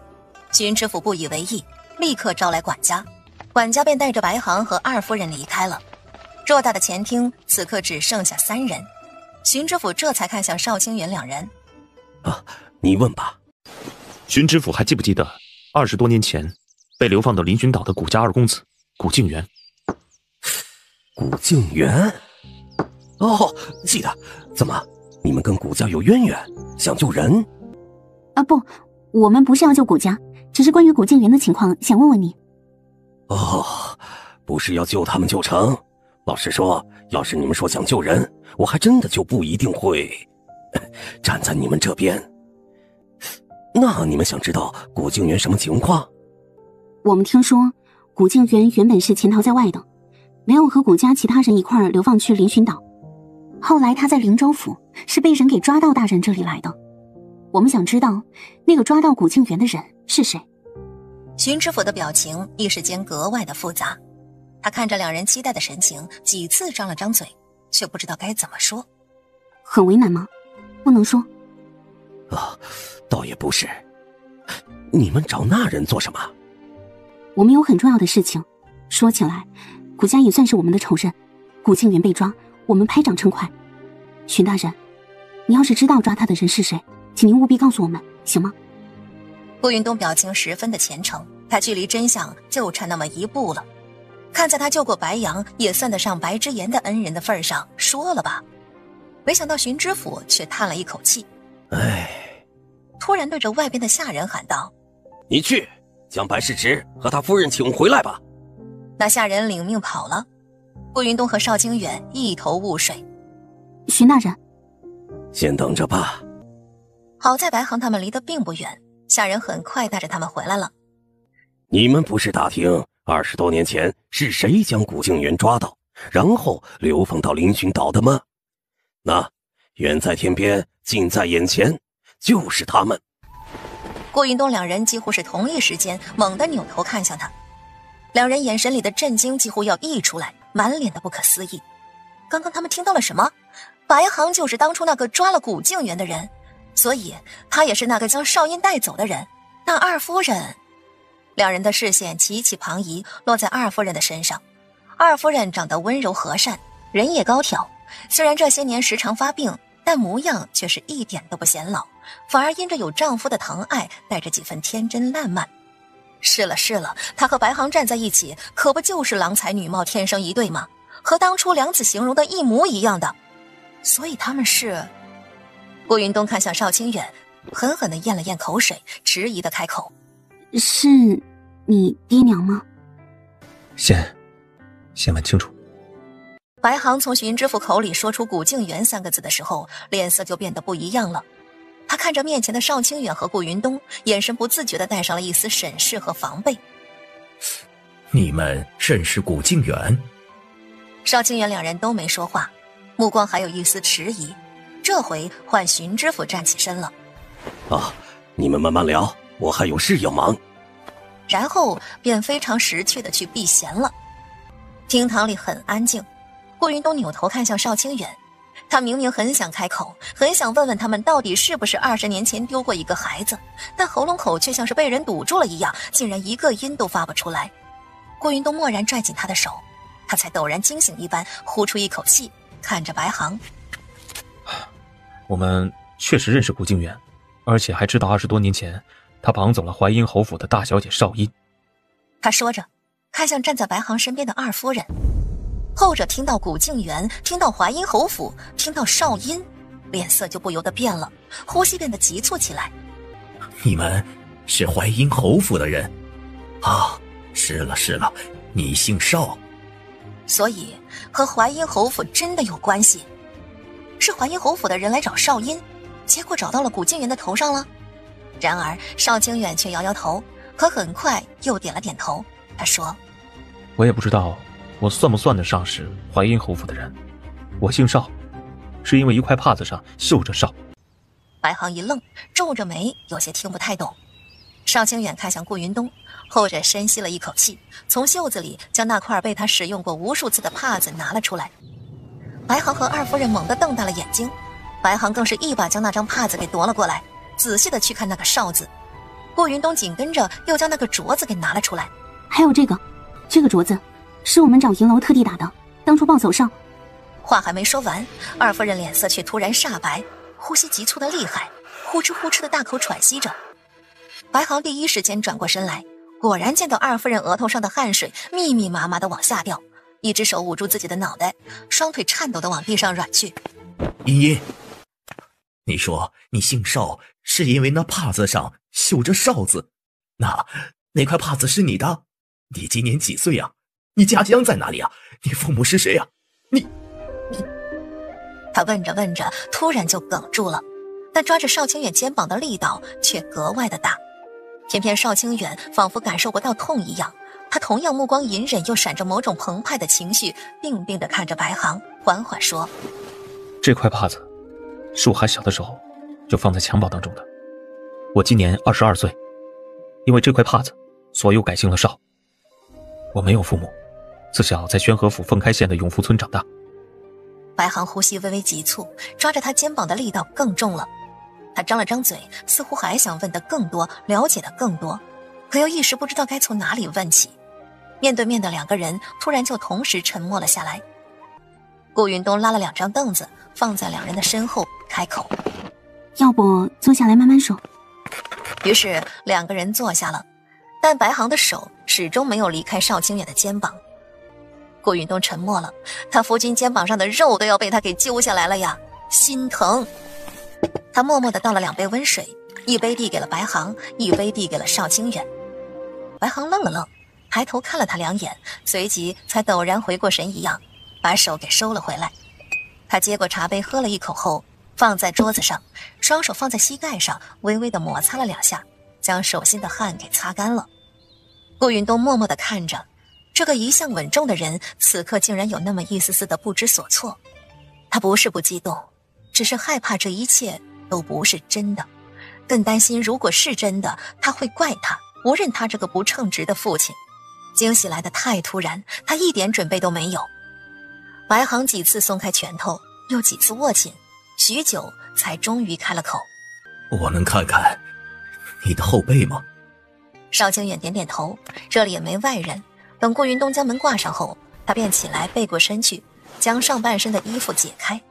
白航定定地看着他背上分布的几颗黑痣，想哭又想笑，表情一时间有些不受控制。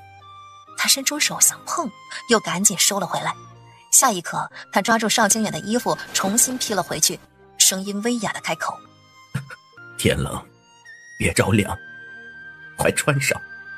邵清远系好衣服回过身时，便对上白航那微红的眼眶。他想了想，将桌子上的茶杯又递了过去：喝口水吧。好。他有些欢喜地接了过来，一口便喝完了。邵清远便又给他倒了一杯，他又喝完了，再一杯，又是一饮而尽。直至3杯茶水下肚，白航才微微平静了些许。他摆摆手，将邵清远按在了凳子上：坐，快坐下。白航也在他对面坐下，闭了闭眼，平复了片刻，许久，有些沙哑的声音才响起：20多年前，我和茵茵成亲，不到1年就有了孩子。那孩子长得特别好看，还很乖巧，喜欢笑。笑起来的时候啊，整个房间都是欢快的声音啊。他的背上有5颗痣，整整齐齐排列着，连起来就是一条线。我们夫妻俩都很爱他，都期待着他长大呀，想象着他从牙牙学语到蹒跚走路，再到读书识字，娶妻生子。可是这样的日子不到1年就被打破了，我们的孩子被人偷走了。他已经许多年不曾提起这些事了，如今想起来还忍不住双手轻轻的颤抖。顾云东和邵清远都安静的听着。孩子被偷走了，我们一点线索都没有。那个时候，白家的医馆其实还没有遍布整个大晋朝。我爹更喜欢的是收学生，教导那些有天赋的大夫。白家的医馆也只有灵州府一家而已。但是我们的孩子没了，偌大的晋朝去哪里找啊？